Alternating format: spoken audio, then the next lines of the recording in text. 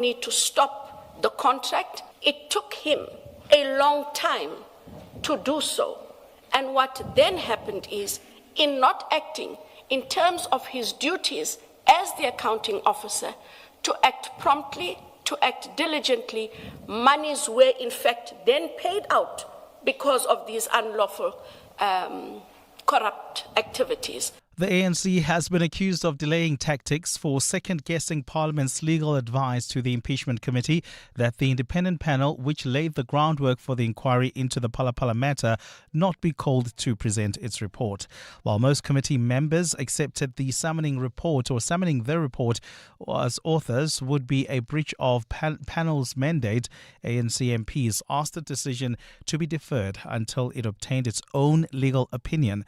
The party has also not supported a decision taken by the committee yesterday to appeal a Western Cape High Court ruling that has prevented it from hearing oral evidence pending a court review of the same disputed report. Lindsay Dentlinker has more. ANC MPs have pushed for a decision on an appearance of the Section 89 independent panel to be deferred until Parliament's legal advisers produce an opinion on whether President Cyril Ramaphosa should be compelled to testify in his own defence. But the MKP's Andile Nklikama was among several parties to reject the suggestion. We receive a legal opinion which is absolutely clear, reasonable, rational, and we are now being told to seek more legal opinion upon legal opinion. That's irrational and a delaying tactic. The UAT's Wonderboy Mahlatsi shared a similar opinion. I had expected this delaying tactics, but I didn't think they'll be this low. ANC MP Cameron Dugmore vehemently denied the accusations, saying there appeared to be an unwillingness from some MPs to accept that Ramaphosa is within his rights to challenge the findings of the independent panel. Lindsay Dentlinger, Eyewitness News, Parliament. Snow has returned to parts of South Africa as a bitter cold continues to grip ahead of the weekend. It has been snowing in the Eastern Cape, parts of KwaZulu-Natal and in some areas of the Free State along the Lesotho border. The South African Weather Service has urged motorists to drive carefully on icy conditions. Forecaster Litlokhonolo Tobela. Along the coastal areas of KwaZulu-Natal, we're expecting damaging winds and waves that may result in navigation at sea to be difficult. It is a yellow level 2 warning, which means there's a high likelihood of minor impacts expected. If you'll be in Gauteng though, expect cool temperatures into the afternoon. Partly cloudy conditions are expected. With severe weather warnings becoming more common, the Weather Service is also encouraging South Africans to better understand its impact-based warning system. Tobela explains the color-coded alerts that are being designed to show the type of weather that's expected. So a yellow level would be a high likelihood with minor impact. You'll have an orange that will have a high likelihood of significant impact. So with every number that we have in terms of the color as well as the warning that we issue, it results in a likelihood as well as the impacts that are expected. Gold is trading at $4,040.21 an ounce. The rand is at 16.69 to the dollar, 22.28 to the pound, 19.11 to the euro. Brent crude oil is at $92.34 a barrel. And in the traffic, we've got delays reported along the M1 North approaching Grayston Drive, and there's still queuing traffic in Waterfall along the N1 South. Unfortunately, a major accident seen there. It's causing heavy delays coming out of Allendale Road. And if you continue making your way towards inner Midrand, we still have delays on the N1 South between Samrand Avenue and Olifantsfontein Road. A partly cloudy day in store for Gauteng. The temperatures will peak at highs between 20 and 23 degrees. The top story in EWN this hour. A new witness is expected to testify at the Matlanga Commission this morning as the inquiry continues to examine questionable cases investigated and prosecuted by IDEC. EWN, in touch, in tune and independent. For the latest, visit ewn.co.za or download the EWN app. You're with Clement Manyathela On 702. Let's walk the talk. Streaming on the Prime Media Plus app. DSTV channel 856. 92.7 and 106 FM.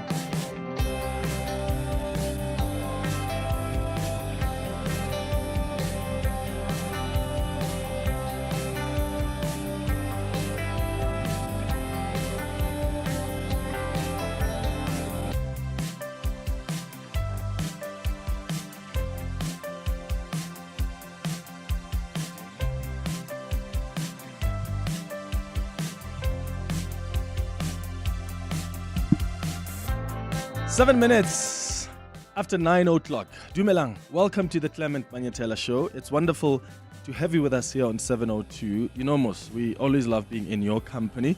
I hope you're well this morning, gorgeous, dearest. How weird and awkward was hearing these terms of endearment yesterday being read out into the record at the Madlanga Commission. Andrea Johnson and Firoz Khan used to call each other by these words of endearment. Gorgeous, dearest. They told each other, I miss you. But hold on. Didn't Andrea Johnson tell us at the beginning of her testimony at the commission that she wasn't really close to General Khan? Remember, in her statement to the commission, she tried to lie and say that their relationship was restricted to work. She tried to mislead the commission through that statement. Remember that? Other relationship besides that you describe at paragraph 16 with General Khan, personal yes. or otherwise? I had gotten to know him quite well. At a stage, we engaged often on all kinds of issues that didn't necessarily relate to work. He was very affable, and I got along with him. So I would talk to him as well outside of meetings. It wasn't confined to meetings.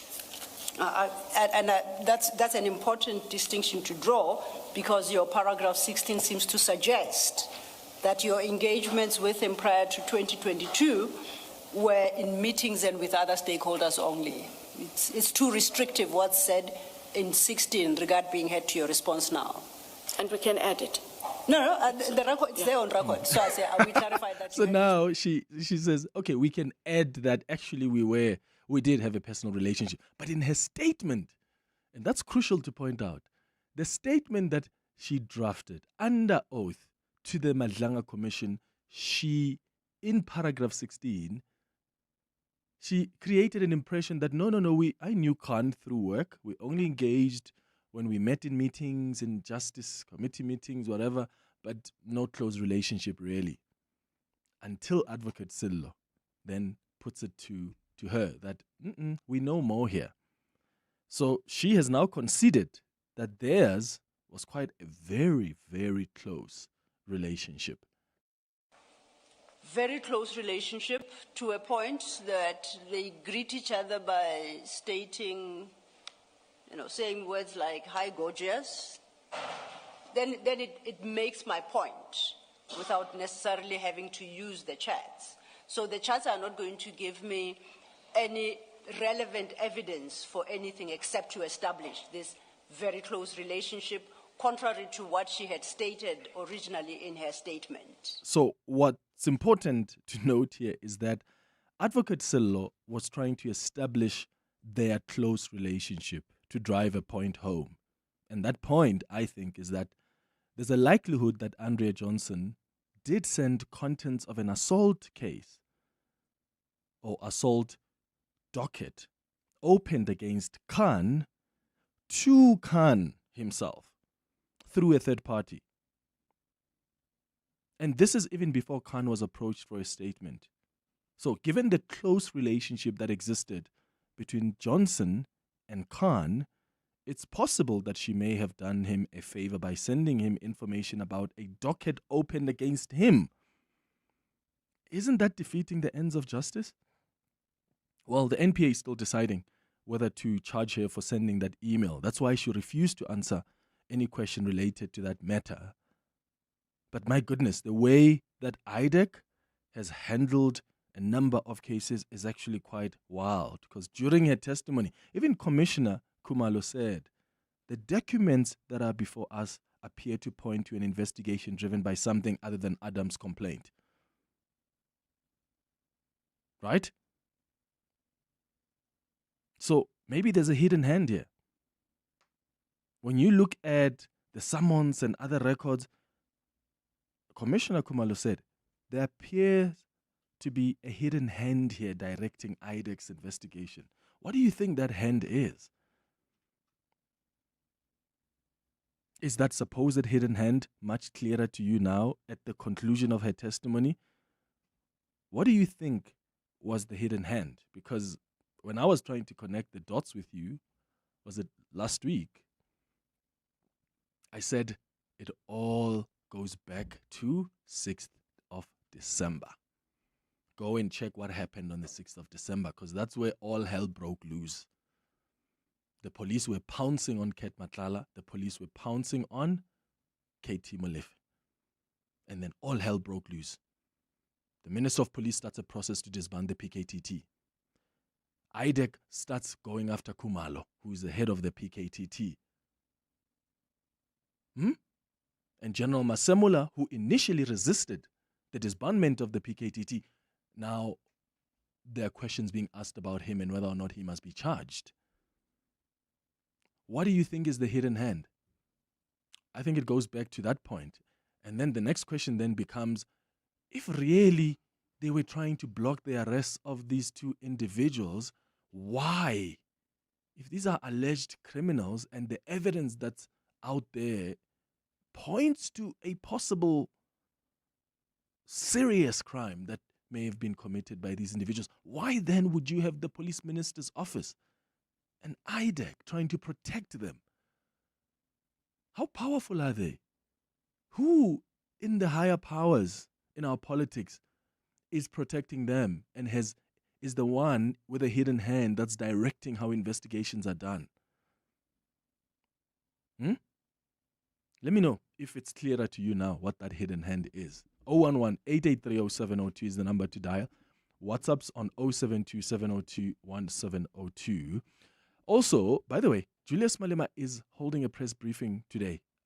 He's going to address the press briefing at 12, and I'm sure he's going to have to address the close ties that he has with General Khan.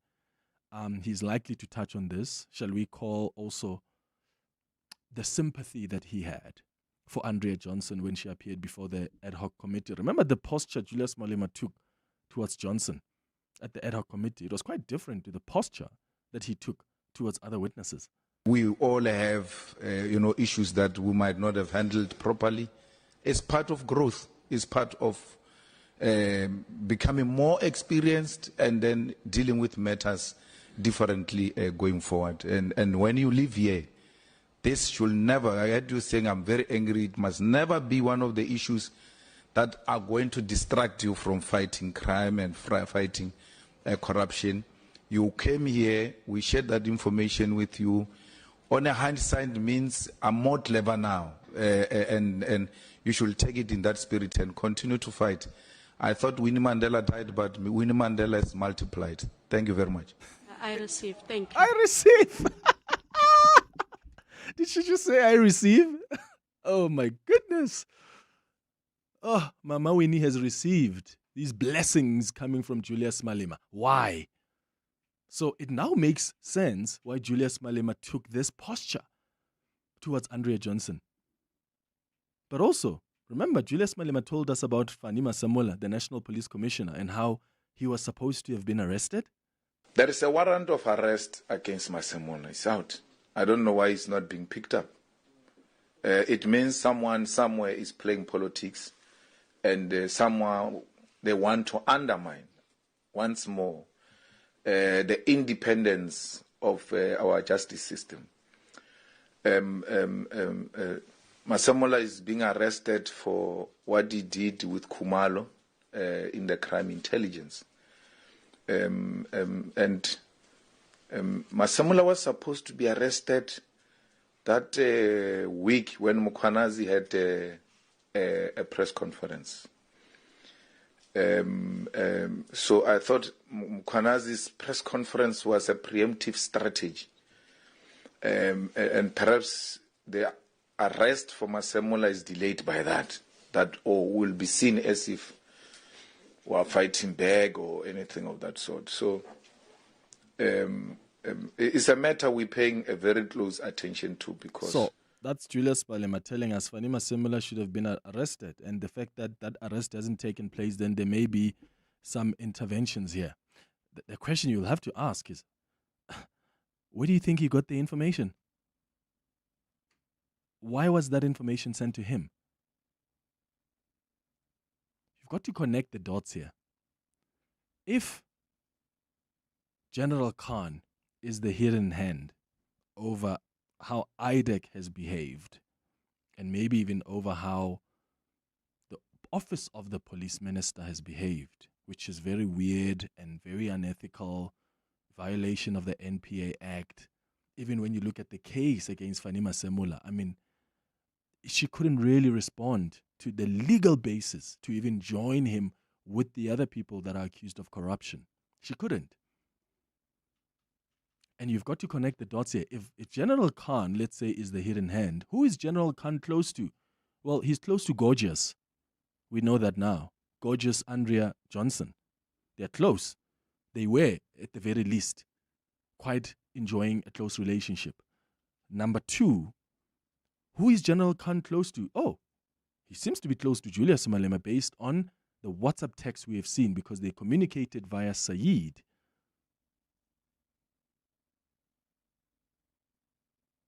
And I think it's important to look at the relationship then and the posture that Julius Malema took towards Khan or even towards Johnson. Then that sort of gives you a sense of who's in what faction and who's in the other faction. So what do you think Julius Malema is going to say today at the briefing? He's probably going to defend his relationship with... What did he say to me on the show when he was here? When I asked him, what's your relationship with General Khan? And he said, no, me and Khan, I just know Khan as someone from the ANC. He didn't tell us that the relationship goes as extensive as them communicating via a third party to a point that he can ask for favors. Hey, I need that docket. Someone opened a case against me, or I need the information. Or on the other side, Khan starts sending him questions that must be asked in Parliament, plotting the departure of the Inspector General of Intelligence. So I wonder how he's going to explain it. But I definitely am sure he's got an explanation to it. And we must remember that General Khan is probably the richest crime intelligence officer now, until we know others and their assets. I mean, properties and assets, properties worth 39 million rand. At some point he bought, what, was it 30 cars in 1 year? Are you kidding me? That's a crime intelligence officer, the deputy head of crime intelligence. Go look at her salary and then compare to the assets that he has versus the vehicles that he has, the houses, properties, and the vehicles he has as assets. And what does that tell you now that you know what you know about the invisible hand? Because the messages we've seen have strongly suggested that he was embroiled in tender rigging, a kickback scheme, and an improper channeling of police information and resources to the controversial cigarette company Canelix. And who's the owner of Canelix? And what's their relationship with the EFF? And these the same people who paid for the EFF deposit when the EFF formed as a political party? That's what Julius Malema has openly spoken about. Connect the dots, my friends. At 10 o'clock, we're going to do the Hanging Out feature. And today, we're hanging out with award-winning businesswoman and author Amanda Dambuza. She has such an inspirational story, and I'm sure it will inspire you as well. At 11, we're going to do our Thursday dialogue. Today, we're going to be asking whether the World Cup, right, should have private investors. Because as we sit here, my friends, football's biggest tournament could be on the brink of one of its biggest commercial transformations. The FIFA president there, Gianni Infantino, has proposed creating a new commercial subsidiary. It's going to be called FIFA Forward Enterprise, which would manage the World Cup and FIFA's other commercial rights while selling up to 20% stake to private investors. So what would this mean for this important global tournament? That's a conversation we're going to have at 11 o'clock on our Thursday dialogue. That's the show coming up over the next 3 hours. Gorgeous. Your voice, your station, your open line. Walk the talk with Clement Manyathela on 702. Hi, Clement. When they asked Andrea Johnson about the birthday party, the 50th birthday party of Feroz Khan last week, she said Feroz Khan is friends with the husband. The husband was invited to the birthday party, and Yena, she was a +1. Hey, the lies that she's told. Jiggy, jiggy, gorgeous. I miss you. Hey, Snini, don't use the main entrance, use the VIP. benzani basanyaka ubhaxiwe ke the husband. Hello, Clement. This is Gordon in Boxburg here.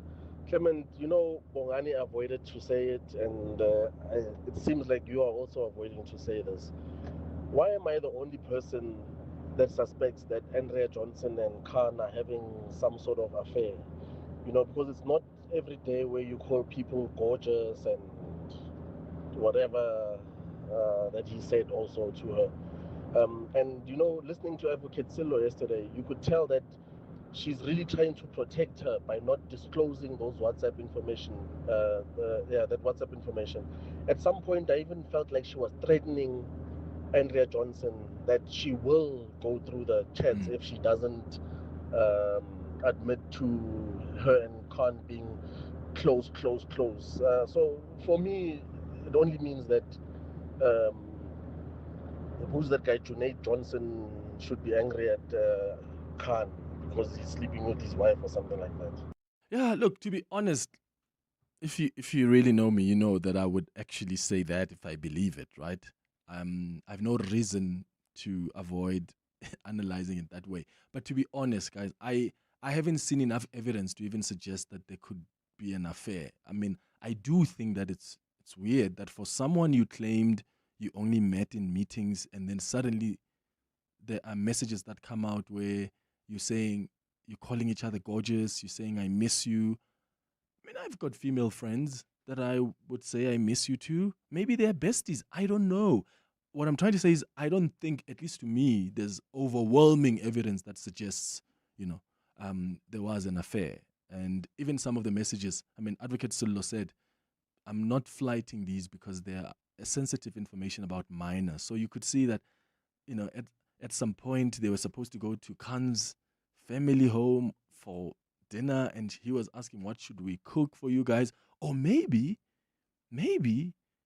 that was them. Maybe that dinner was not really with Andrea Johnson's family, but with Andrea. But they had to speak like that to try and conceal what's going on. Anything is possible. But just for me, I'm not sure if that's enough to then say for sure that, these people were hitting it. But hey, let me know what you think and how you saw it. Mandla, let's start with you in Guyana. You're calling us from Guyana, Limpopo. Good morning. Good morning, Clement. Hey, Tzara. Go ahead, brother. What do you want to say about the EFF briefing? We're going to see a defeated Julius today. Defeated Julius in a sense that he won't even touch on the thing he said at the ad hoc. We're going to see a defeated Julius who was defeated the way he was addressing his people in Vembe. You could see Julius has never addressed people with only 17 minutes. Without any oomph, without any be as it may, he knows the next question will be, what's your take now with your relationship with you and Andrea, or the relationship with you and Khan? So it will be a sad briefing for him. It will be very hard for Julius today. And again, I feel like Masimula, he was just given a stray bullet for nothing. So I wonder what's going to happen thereafter, because the new investigation will try to go to the bottom of this, because now everything seems that it was a hot wash for him. Yeah, Mandla. I mean, she couldn't really defend the case against Mashumula, particularly joining him with the other accused of corruption in that Medicare 24 tender. Thank you for your thoughts, Mandla in Guyana. Let's see what Julius will say at 12. Kustas in Midrand, hi. Hey, morning, Clement. Clement, firstly, my heart goes out to the husband this morning. And I don't think any man would not understand what the meaning when another man calls your wife gorgeous. You don't need to read complicated. It's as easy as it's clear. When another man calls your wife like that, what gives him the permission to call him, except there is more to this thing that John missed the eye. So the husband understands the rules of the game. Maybe you should not have spoken about Khan at home the way he did. or maybe okay. Let's say I take your point, Kustas, with the other listeners that maybe there was something going on between them. I mean, we don't know if the husband knew what was going on and maybe was understood it. We don't know how people's marriages are structured, right? I don't know. Maybe it could be that the husband knew what's going on because someone said earlier on that apparently Andrea Johnson had said her husband is friends, I think, with General Khan. So, yeah. If really it is established what's going on here. And in fact, as Advocate Sillo spoke yesterday and kept saying, I don't want to flight these messages because they are too personal. It made you wonder why. It looks like there's stuff there that could be revealed. Yeah. No, look, the husband of Andrea Johnson admired General Khan. General Khan is the richest man in the SAPS. So he probably went home and talked about him, and the wife goes, who is this General Khan? And General Khan treated him nicely. The husband at work. That's a payback. And then General Khan got greedy, and then this happens. But anyway, General Khan rolls with beautiful women than Andrea Johnson. But I'll leave it there. The reason, the purpose of my call, Clement, is very simple. The hidden hand, Clement, is not one person. It's multiple guys, call them cartel, you want to call it, whatever, mafia, who wanted to have people at crime intelligence, people at the national office, people with some at the judges, at the magistrate, in parliament, in IGI, everywhere. These guys, when Clement, had the perfect plan to capture this judicial criminal system where everything that they want would go smooth. But then they miscalculated on Mkhwanazi. Other than that, they had a perfect plan. So when you see Andrea Johnson like this, it's because General Khan had to capture IDEC. IDEC is their last point of prosecution. So what was the end goal then, Kustas? Do you think the end goal, so let's say General Mkhwanazi wasn't brave enough to hold that briefing and reveal it all. The end goal would have been what? Khan becomes the head of crime intelligence, maybe Andrea Johnson's husband becomes the deputy crime intelligence, and then maybe IDEC head Andrea Johnson then becomes the head of the NPA. And was that the game plan? In your view? That was the game plan. That was exactly the game plan. At crime intelligence, remember, crime intelligence is a lot of money. One of the things when I claim that you must understand what made this fracas at crime intelligence is because crime intelligence leased houses to ordinary South Africans at a high rate.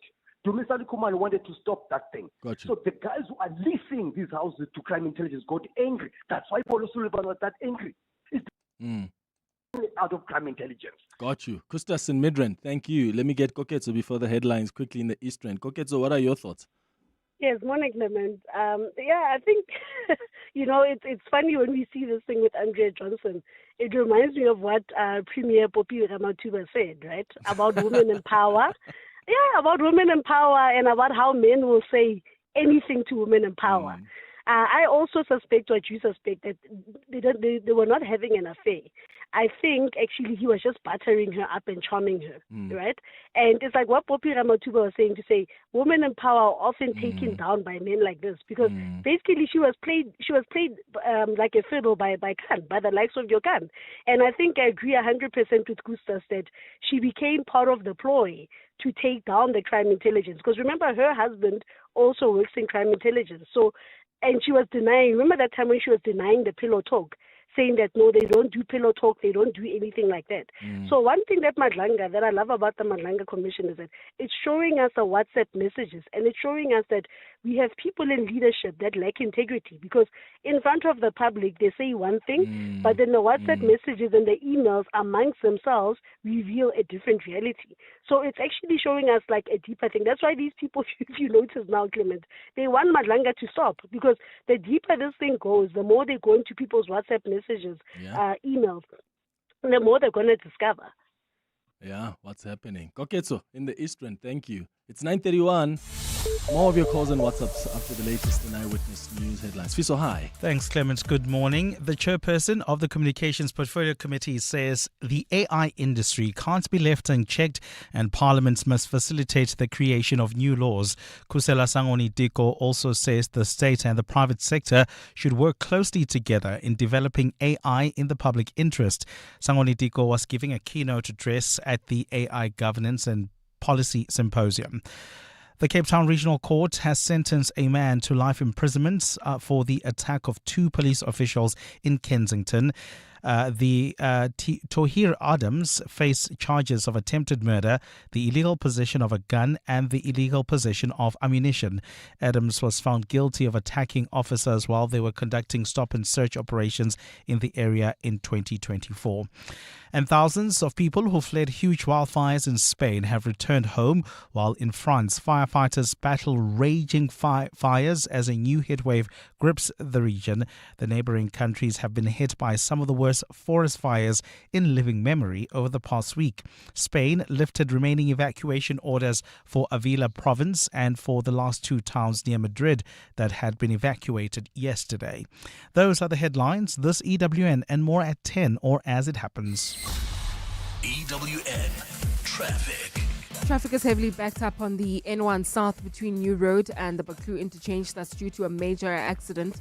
And not far from the scene along Pretoria Main Road in the Waterfall area, we've got delays just as you approach the Baklu Bridge. That's due to roadworks there. There's also slow-moving traffic reported on the N12 and the R24 West between Edenville Road and the Gilulis interchange.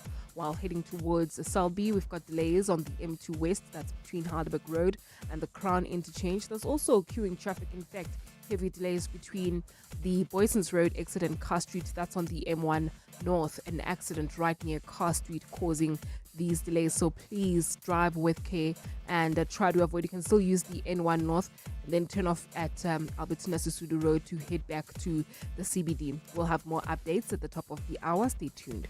There's more EWN on air, online, and on the EWN app. Strong communities are built on a strong local government. Every day, municipalities work to deliver the essential services that improve lives and support thriving communities across South Africa. As the voice of local government, SALGA represents, supports, and empowers municipalities to build capable institutions, promote good governance, and advance effective service delivery. SALGA, inspiring service delivery. Tabo's got 6 buckies running around fixing pipes, chasing invoices from Sentin to Soweto. They don't rest. But when one gets messed up in traffic, yo!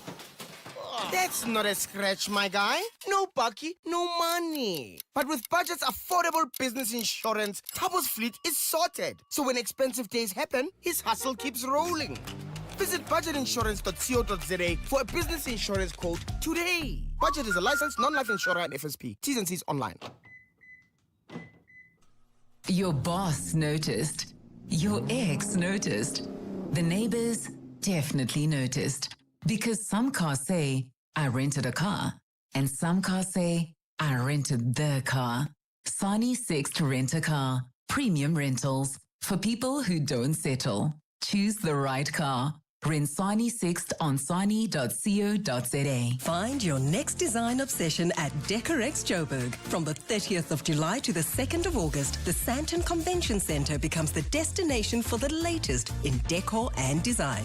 Explore over 450 exhibitors across 5 levels, inspiring talks and live demos, plus the property show by Private Property. Download the Decorex app and plan your visit today. Decorex Joburg, 30th July to 2nd August. Tickets at decorex.co.za and at the door. Your voice. Your station. Your open line. Walk the talk with Clement Manyathela on 702. 25 minutes before 10. Morning, Clement. I think, you asked a very pertinent question. What is the hidden hand? And I would like to agree with your previous caller. The hidden hand is much bigger than that. And it's much bigger than General Khan himself. It's much bigger than Andrea Johnson herself as well. I think it includes a number of people that are involved in this. And let's not take away the political influence. Why did Senzo act the way he did? We know that through rumors that Senzo had presidential ambitions. So when we've also known that to become president of the African National Congress, you need some kind of huge amounts of money to be able to do that. Where do you get that money from? Crime intelligence. And once you disturb some of those processes, then it becomes it becomes difficult for you to be able to become president. I really, really, really suspect that Senzo really had a hidden hand here, and dare I say even higher than himself. That's it. That's it, my friend. I think you've connected the dots so thoroughly. That's it. Think about it. Senzo Mkhunu wanted to be the next president. The only way to really access, I mean, there's ways that you can get monies via, PIC deals you sign, or government departments that your ministers are heading, through kickbacks. I mean, for many years, that's how companies got tenders, and they knew that we're going to go and sponsor that political party because it's through them that we're getting these tenders. So there are many stories we have seen over the last 30 years where that's existed. But if you want to have access to cash that's unregulated, the easiest way to do that is through crime intelligence. Because there's a veil of secrecy around how even crime intelligence spends its own money. So it's not like you can even ask questions unless you're in the joint standing committee on intelligence. But even there are some restrictions. So there is no full accountability about monies. I mean, we're talking hundreds of millions of rand. And perhaps if you want to be the next president, and we now know even the ANC has accepted before that money has played a critical role in the ascendance of leaders to positions of power. So maybe I think this listeners is on point here. Let's look at it. Senzo Mkhunu wanted to be the president of the ANC and ultimately the president of this country. How do you get funding? He probably feels, I need someone at crime intelligence that I can work with who's going to make sure that my thing is funded. Okay, who is that person? Is it Khumalo? No, not Khumalo, because maybe Khumalo is too upright or uptight. Let's get somebody else. Then you start a process to disband the PKTT because that's headed by Edumisani Khumalo. 1. 2, you write as the office of the police minister to IDEC and you say, we are referring the matter of Khumalo to be investigated. Why? Because you need Khumalo out of office at crime intelligence so that, let's say, Khan becomes the head of crime intelligence. And what you promise Andrea Johnson is that when I become president, you are going to be the head of the NPA. Could that be the hidden hand here, as this listener suggests? I think he's on point in connecting those dots. And earlier I had said, I left out Senzo Mkhunu. I had said, maybe Khan, the ultimate goal here was Khan becomes head of intelligence and then ultimately has control over even how it spends its money. And then you've got NPA head, Andrea Johnson, right? She moves from IDEC to become the head of the NPA. And then Senzo Mkhunu then becomes the president. Then the question is, who was going to be the National Police Commissioner? Take a guess. Could it have been Shadrach Sibia? Oh, yeah. It's really interesting when you connect the dots. Hey? Wow, Clement, wow. The links that you are coming up with this week, it's fire, my brother. I'm not buying your face. This is fire. Now you see why Madam IDEC was called Mama Winnie by the CIC.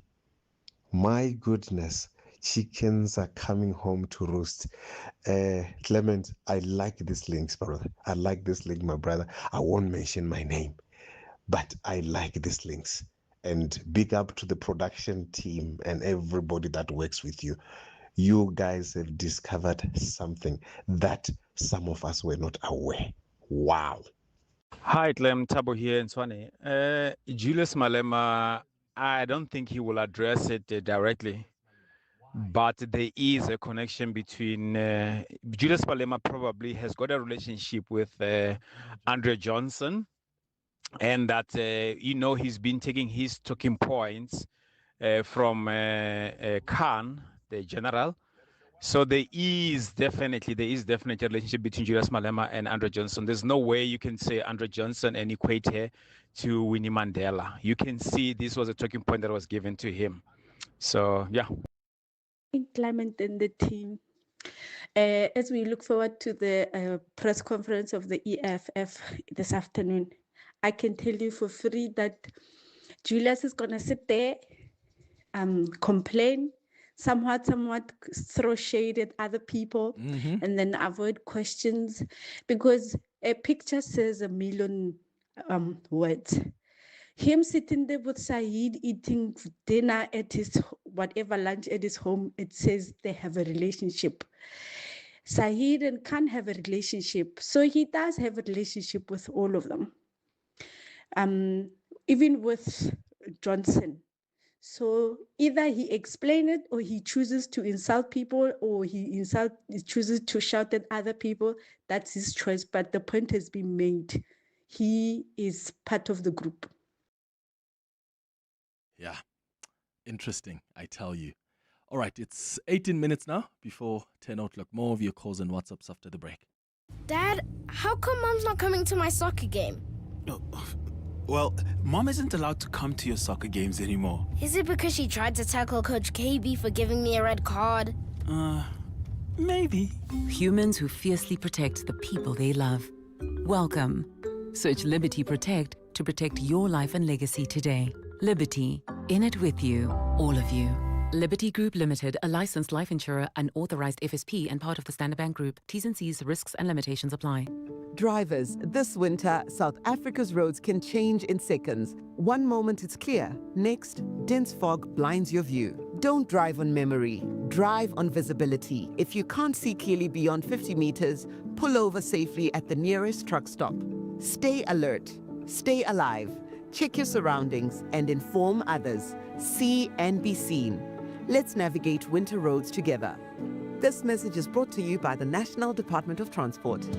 Checkers brings you better freshness, better choice, and better value every day. On deals like Parmalat or Bonita salted butter 500 grams, any two for 139 Rand. And Dove bath soap, a 90-gram 4-pack for 64.99. Save 25 Rand. Plus, get up to 40% back in U-Count rewards with your qualifying Standard Bank card. Valid until 10 August. Only at Checkers, Checkers Hyper, or shop on 6060.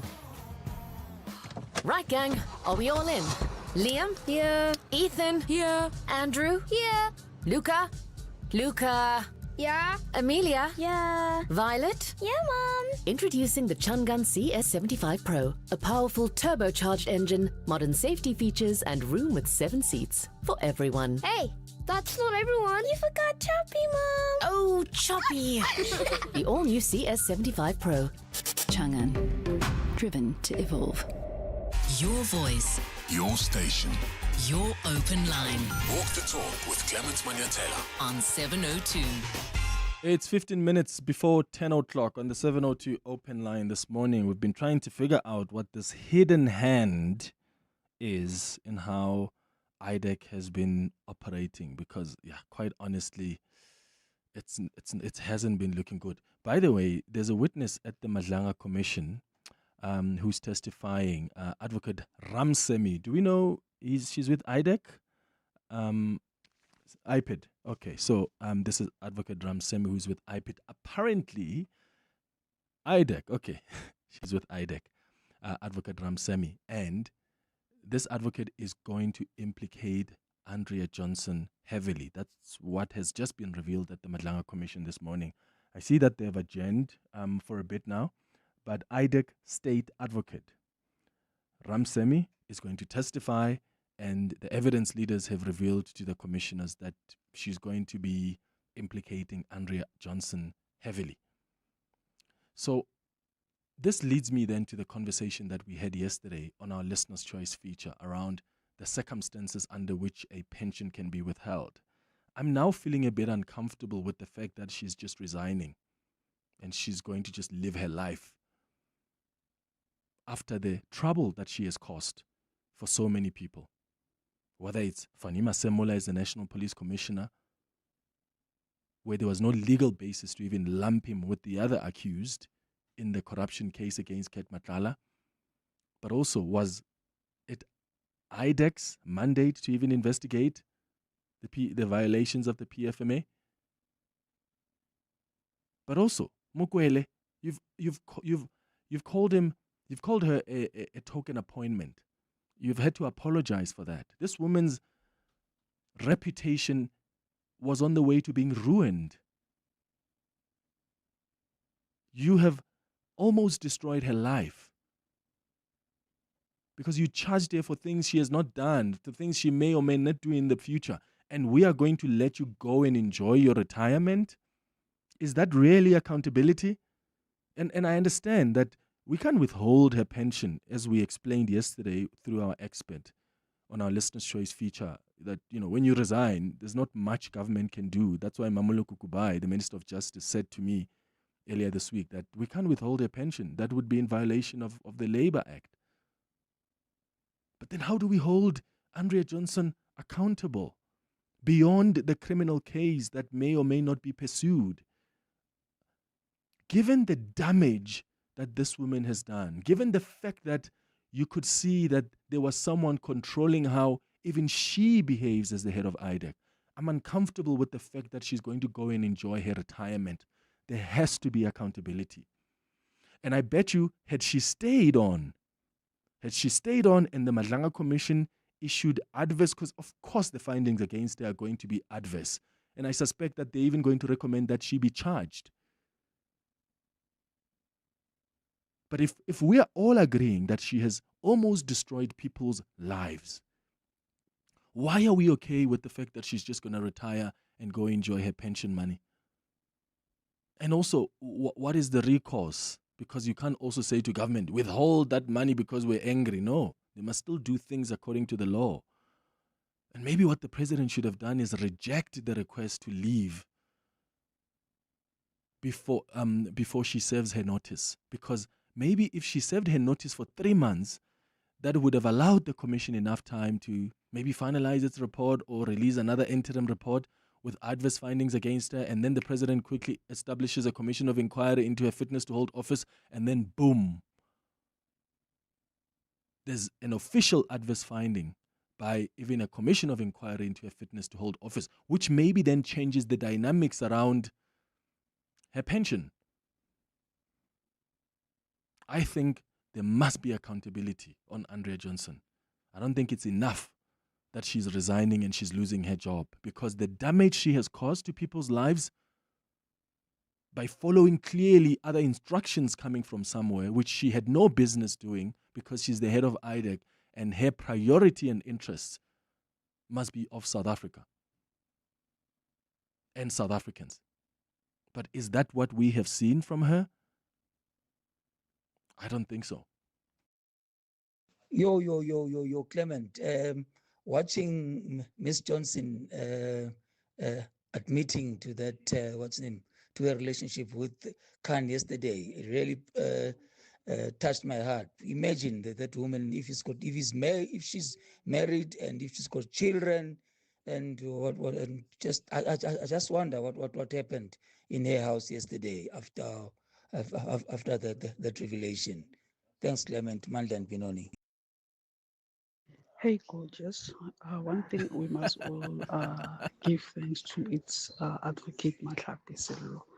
That lady is a classic. She didn't even flinch. Like the first day when Johnson did her testimony, she said that the relationship between her and Khan is very casual.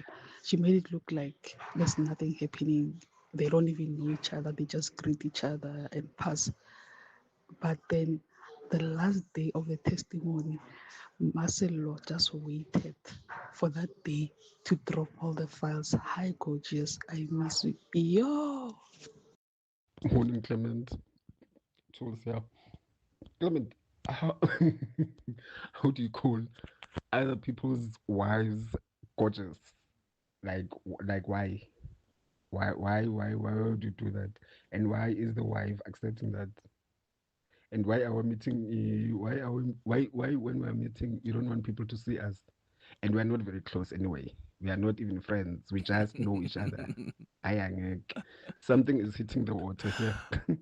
But guys, don't you have there are friendships between guys and ladies where a lady can say to a guy, "I miss you." Is that weird? Because now I'm feeling like maybe I'm a weird person here, because I have said to other people's wives that, hey, I miss you. And I've had those messages sent to me, even by other people's, girlfriends. So have we been wrong throughout? Because that's like a genuine friendship. And as for gorgeous, I mean, there are people who say, hey, love, hey, babe. Isn't that the way that some friendships that's how people talk to each other if they are close friends? I don't know. Maybe I'm in my own little bubble. But as I said, honestly, I haven't seen enough evidence for me to come out and say, yeah, no, something was going on here. But also, does it change the dynamics? Because ultimately, whether it was an affair or not, the point is there's a close relationship that existed here, whether through friendship or through other ways. And that friendship clearly seems to have influenced how this person does their job at IDEC. So it still takes us back to just the fundamental thing here, which is the friendship existed and it affected how Andrea Johnson did her job. Zuko on the WhatsApp line says, Clement, the EFF is the hidden hand here. I don't know. Is it? I'm not sure. I'm not sure if the EFF is such a big player to be the hidden hand over the police minister's department and over IDEC and over crime intelligence. I think they were part of maybe a scheme. Maybe you could take it that far. Maybe they were part of a scheme that would see the ultimate goal of having Shadrach Sibia as the National Police Commissioner. And what were we told by that witness at the Madlanga Commission about Julius Malema and Shadrach Sibia? Remember that witness who said there's a close relationship there between the two, but they didn't go into detail about it, right? Who would be the head of the NPA? That's, let's say, Andrea Johnson. What was Andrea Johnson's relationship with Malema in the EFF? Well, Julius Malema called him Mama Winnie multiplied. Who was going to be the head of crime intelligence? Let's say Khan. What was Khan's relationship with Julius Malema? Well, they seem to enjoy quite a relationship because they communicated on WhatsApp via a third party. You see? So maybe they were just part of the scheme, but were they the actual hidden hand, powerful hidden hand? I'm not too sure. I suspect that maybe much, much, much higher up. Maybe someone who wanted to be president? But there is a hidden hand here. That's the only way you can explain what's transpired. And you know what's been awkward? The sad thing is, when you look at the EFF leaders, they're not really saying much. Because then they're probably scared of contradicting Julia. So it's so weird. They haven't said much about what's come out with Andrea Johnson and Khan, because that really sends a message about their own leader. But watch, after Julius Malema's address today, you're going to start seeing them a lot now post or do interviews and address the issue, because then Julius Malema would have cleared the path and said, this is how we're going to manage this as the EFF. Morning, Clement. William here from Brett. Look, Clement, I think Julius is in the thick of things, my brother, really. He's friends with Khan, he's friends with Andrea Johnson, he's protecting the Sindumles there in Parliament. He was protecting Ket Matala there as well. He was protecting Sbia. Yeah, no, you can see that's the real cabal. He's in the middle of that cabal. And ultimately, they wanted Masemola to be removed so that Sibia can be the head of the police commissioner, can be and become the chief of the crime intelligence that side. Andrea Johnson was going to go to NPA. Yeah, that's correct. Thank you. Bye. Yeah, but guys, let me ask: do you think it's fair though to say, yeah, but like, is Julius guilty by association? Because, I mean, he could argue that, I mean, I didn't know that these people do these things. But then the problem is, it didn't just, he can't just claim that. Ish. But he could say, I didn't know. These are people I mean, I didn't know what Andrea Johnson was doing at IDEC. I just thought she can't be crucified for a mistake she made many years ago. We all make mistakes, we learn from them. That could be his defense. No? But then again, I asked him on the show about what's the taxi boss? Was it Jonathan Msibi? Remember, I asked him about the taxi boss. What's your relationship with him? Because it looks like from reports, you've been there, and then he said, no, that's just someone I know in the ANC, someone who started a taxi association. Okay, what's your relationship with Khan? No, just someone I know in the ANC, da-da-da-da-da. But what has been revealed so far suggests other things. Good morning, Clement. Do you remember the court in East London when the judge was told, whether it's a magistrate or judge was told, one day I'm going to be your president. Add to your dots.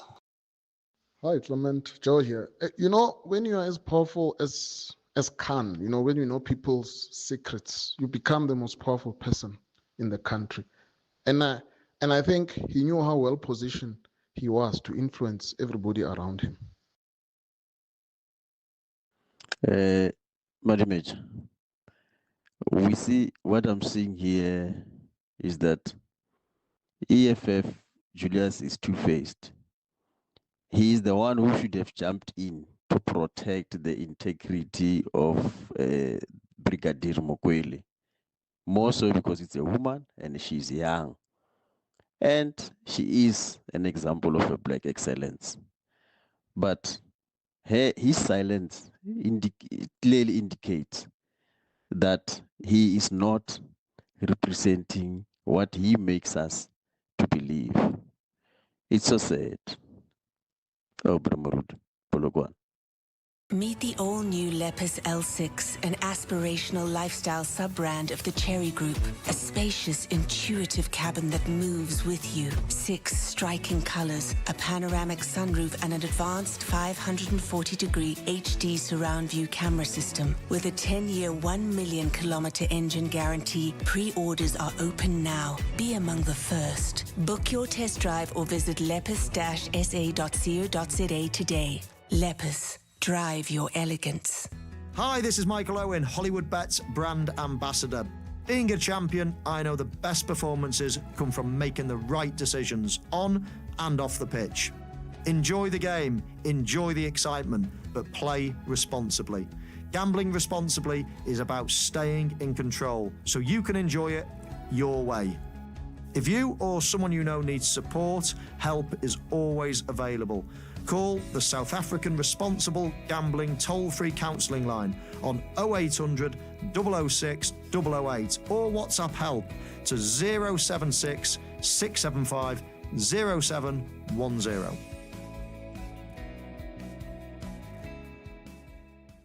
To all of you who took part in this year's 702 Josie My Josie Walk the Talk, thank you. This year, the Sunday Times partnered with Walk the Talk, so look out for all the coverage of Walk the Talk on Times Live and in the Sunday Times this Sunday. And remember, all of you who entered Walk the Talk have a 3-month digital subscription to the Sunday Times. Thank you for walking with the people, for the people on the 702 Josie My Josie Walk the Talk, hosted by the city of Johannesburg. Babize bonke. This is EWN. Good morning, I'm Sfiso Zulu. State prosecutor attached to the investigating Directorate Against Corruption, Trushanta Rumsamy, is expected to testify today at the Madlanga Commission. But proceedings will begin later than scheduled after evidence leaders requested more time to print copies of the witness's statement. While the Commission has access to the electronic statement, evidence leaders require additional time to provide printed copies to the commissioners and the witness herself. Evidence leader Matlape Sillo has requested a short adjournment while the copies are being prepared. So even the witness doesn't have a statement, so we can't start. I was going to ask for a stand down to allow copies to be made and at least avail to the witness to enable the proceedings to start. Gauteng Education Department has confirmed that it will take over operations at Oprah Winfrey School for Girls. The school in Meyerton was established in 2007 and teaches grades 8 to 12 under the Independent Examinations Board and offers specialized emotional training alongside academics. More than 1,000 girls have matriculated and found opportunities beyond South Africa's borders since the school was established. Education Department spokesperson Unwabile Lupelwana says the official handover of operations will happen at the end of next year. The MEC confirms that the administrative processes for the Academy's full transfer to the GDE are underway, with the full takeover expected at the end of the 2027 academic year. The MEC can further confirm that this transition will preserve the Academy's legacy of academic excellence. The chairperson of the Communications Portfolio Committee says the AI industry can't be left unchecked and Parliament must facilitate the creation of new laws. Kusela Sangoni Diko also says the states and the private sector should work closely together in developing AI in the public interest. Sangoni Diko was giving a keynote address at the AI Governance and Policy Symposium. Babalondenze has more. Kusela Sangoni Diko says allowing AI innovation to thrive without any policy measures in place to guard against abuse is not the solution. She says algorithms are already influencing the way people make decisions, and this could have a far-reaching effect. Sangoni Diko says South Africa must keep up with the times and put in place legislation to regulate the sector. By adopting best global practice. For example, the Commonwealth Parliamentary Association has made effective scrutiny of AI policy a key priority of parliaments worldwide. This is the correct approach. We cannot leave governance of AI to technology industry alone, nor to the executive branch unchecked. Sangoni Diko says regulations can also protect the property rights of innovators and artists who are at the mercy of an unregulated environment. Babalo Ndenze, Eyewitness News. The Cape Town Regional Court has sentenced a man to life imprisonment for an attack on two police officials in Kensington. Tohir Adams faced charges of attempted murder, the illegal possession of a gun and the illegal possession of ammunition. Adams was found guilty of attacking officers while they were conducting stop and search operations in the area in 2024. The police's Wesley Twig. The members were shot at by an unknown person and a police constable sustained serious injuries. During the investigation by Serious Violent Crime Unit detectives and collecting of evidence and video footage, the accused was identified and arrested. During court proceedings, a well-prepared case was brought before court and the accused was found guilty. And thousands who fled huge wildfires in Spain have returned home, while in France, firefighters battle raging flames as a new heatwave grips the region. The neighboring countries have been hit by some of the worst forest fires in living memory over the past week. Spain lifted remaining evacuation orders for Avila province and for the last two towns near Madrid that had been evacuated yesterday. While some evacuees returned to untouched homes, others found only devastation. Gold is trading at $4,040.21 an ounce. The rand is at 16.69 to the dollar, 22.28 to the pound, 19.11 to the euro. Brent crude oil is at $92.34 a barrel. And in the traffic, we've got an accident in Necharina on the N1 South. It happened near the N12 turnoff. It's causing heavy delays from the Golden Highway. There's also queuing traffic reported on the Markwan North between Boysons Road and Carr Street. A partly cloudy day in store for Gauteng. The temperatures will peak at highs between 20 and 23 degrees. The top story in EWN this hour. State prosecutor attached to the investigating Directorate Against Corruption, Drushanta Ramsamy, is expected to testify today at the Madlanga Commission. EWN, in touch, in tune, and independent. For the latest, visit ewn.co.za or download the EWN app. You're with Clement Manyathela On 702. Let's Walk the Talk, streaming on the Prime Media Plus app. DSTV channel 856. 92.7 and 106 FM.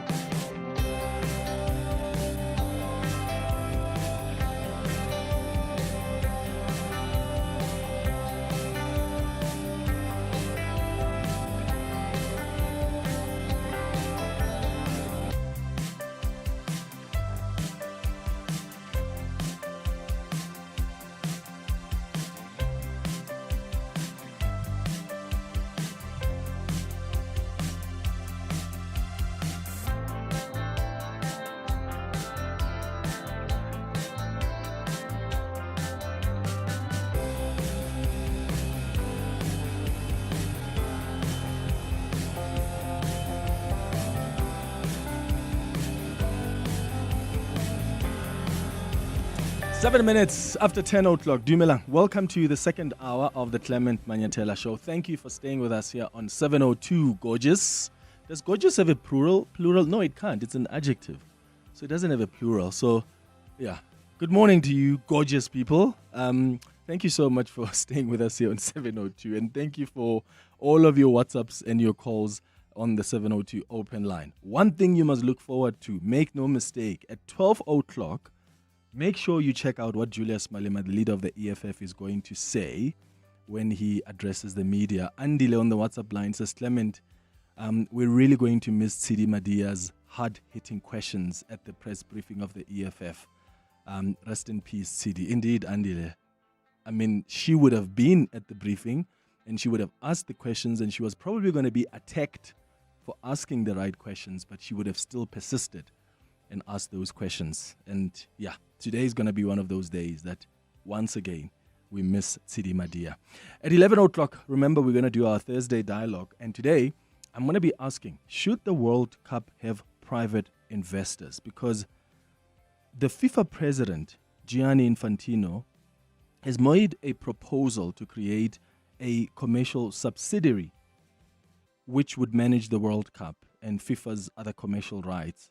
So then they would sell about 20% stake to private investors. And guess who the private investors are?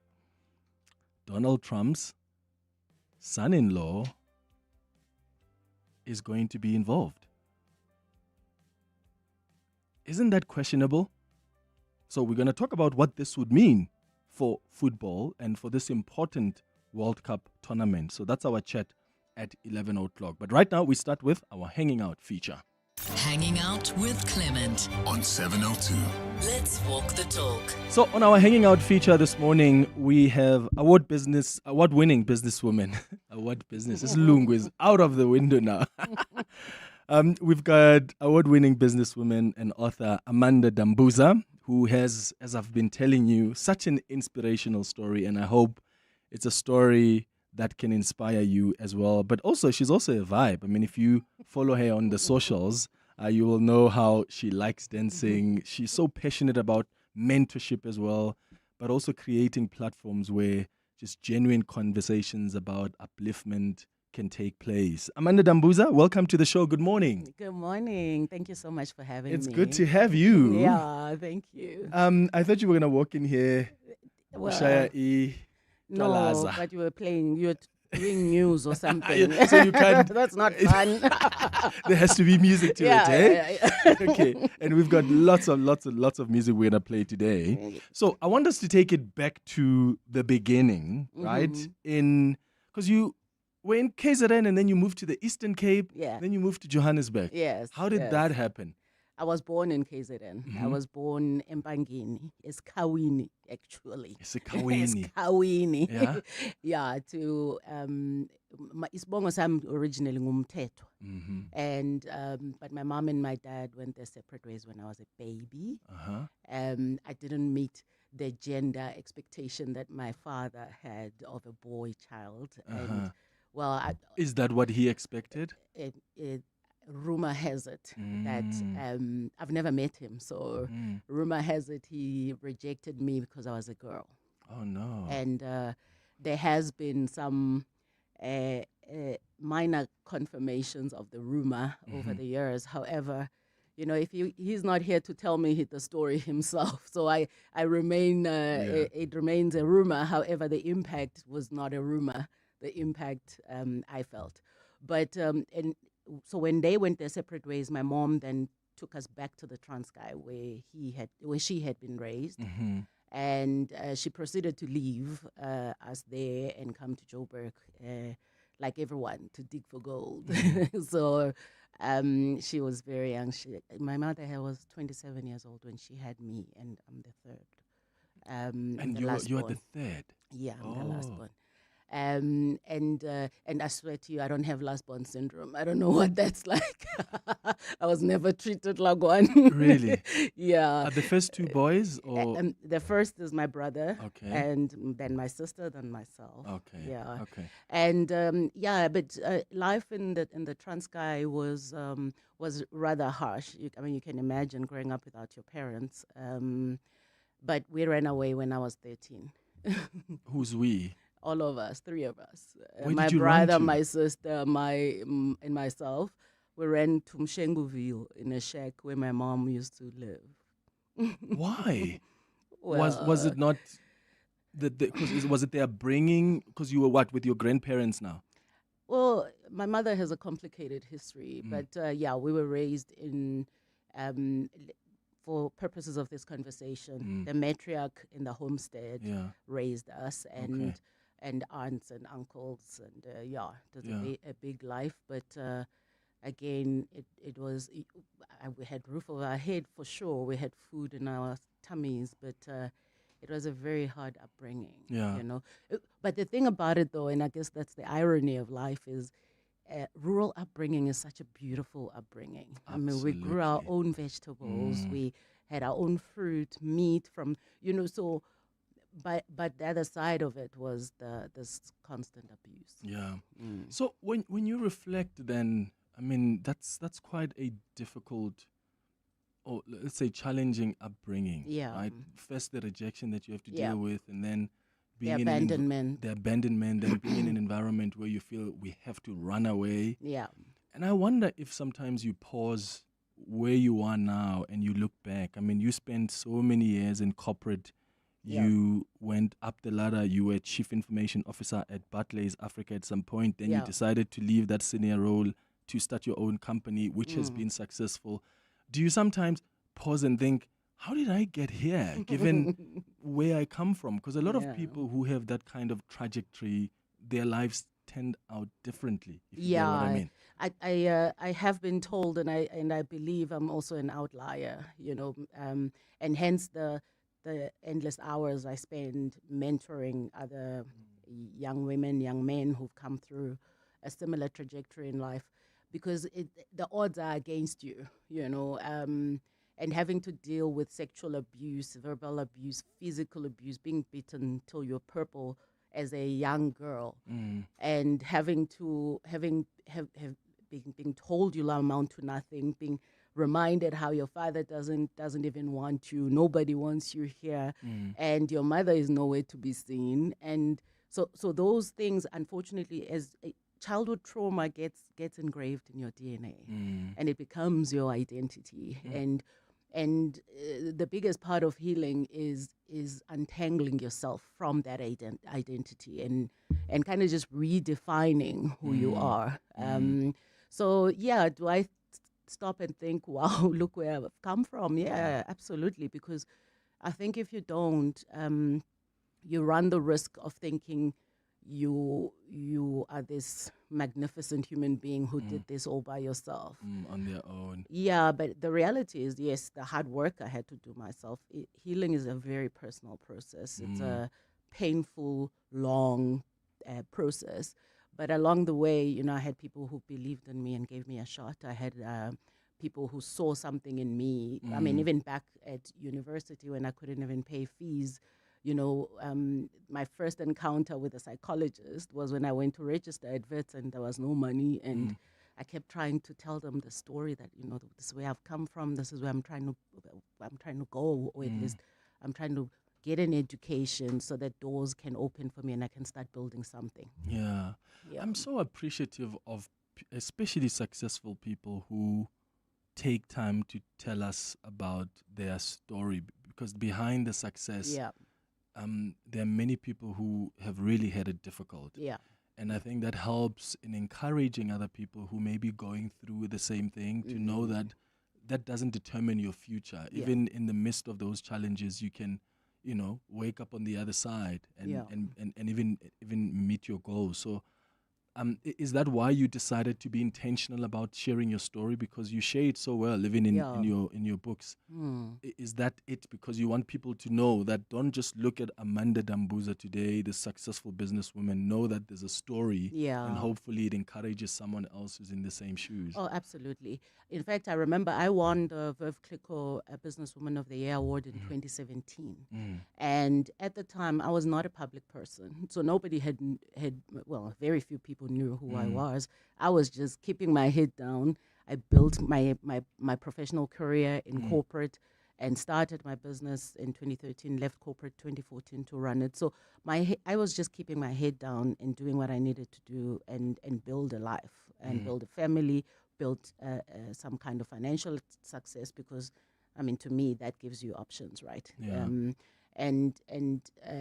So when I won that award, it's a very prestigious award. It's a global award, and then the questions were, oh my gosh, who are you? Where have you but it wasn't where have you come from. It was, oh my gosh, well done. So clapping for the outcome, clapping for the award. The award was just a recognition of a long process, or rather an outcome of a long life and a long process. So I felt that, it was only fair that people understand the journey that has taken me to that point, which, by the way, was just one point in my life.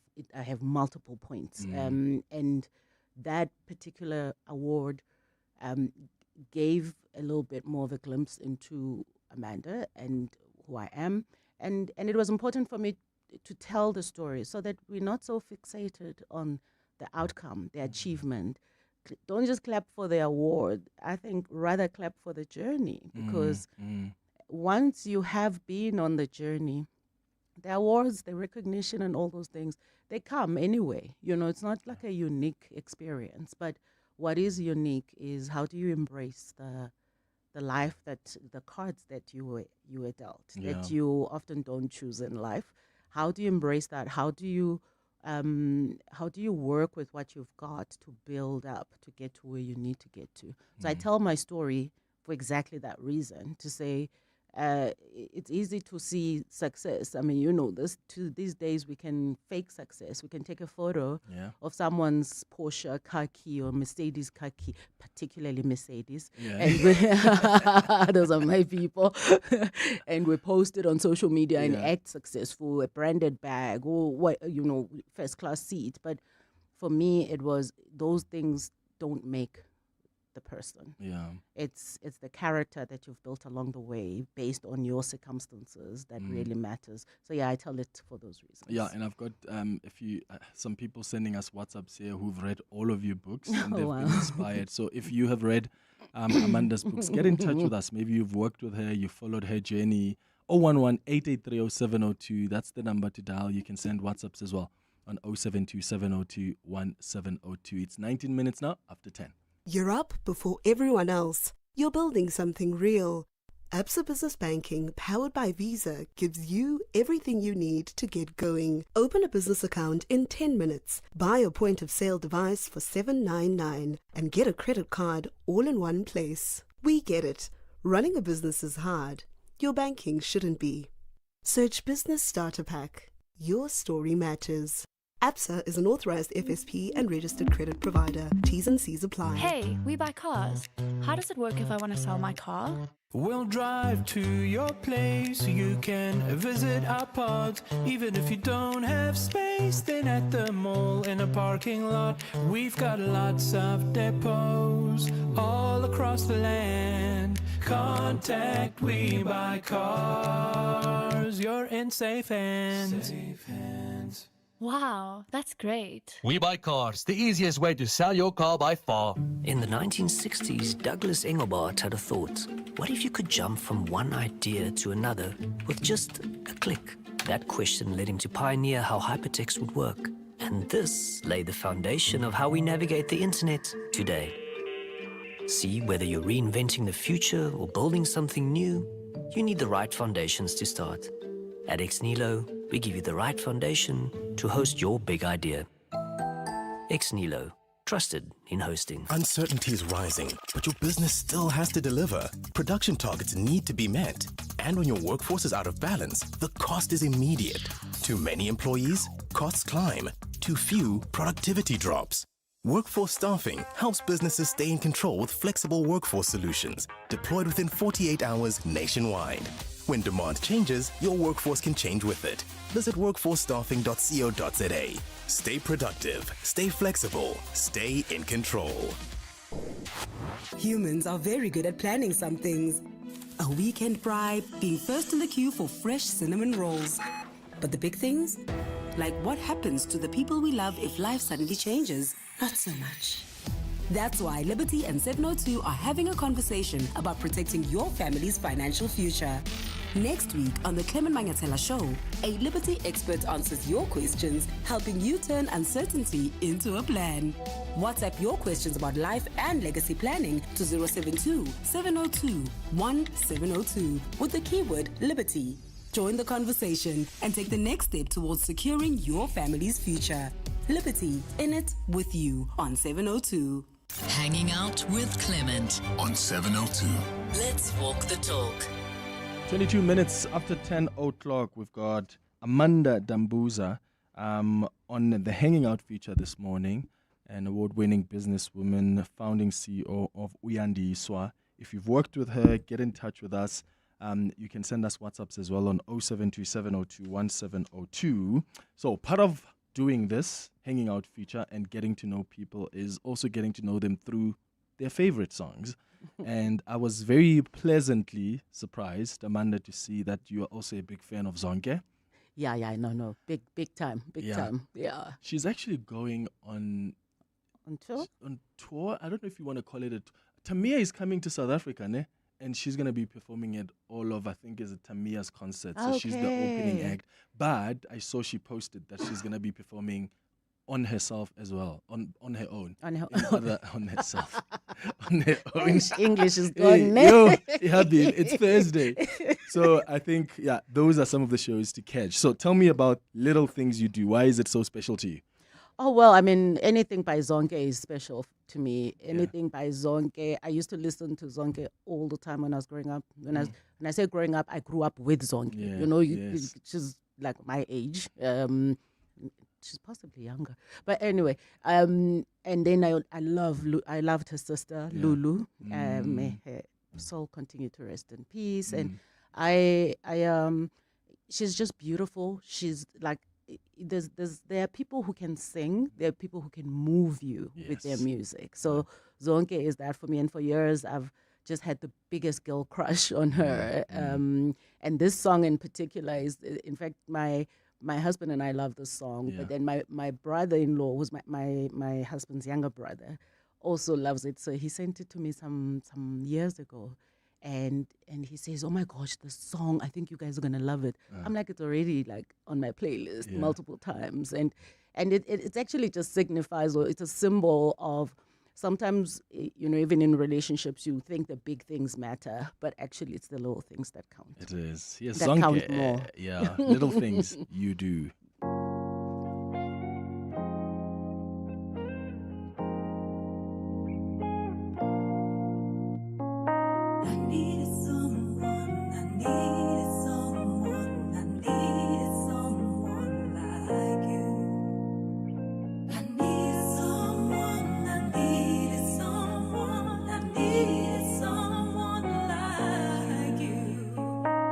Wake up in the morning, baby, lay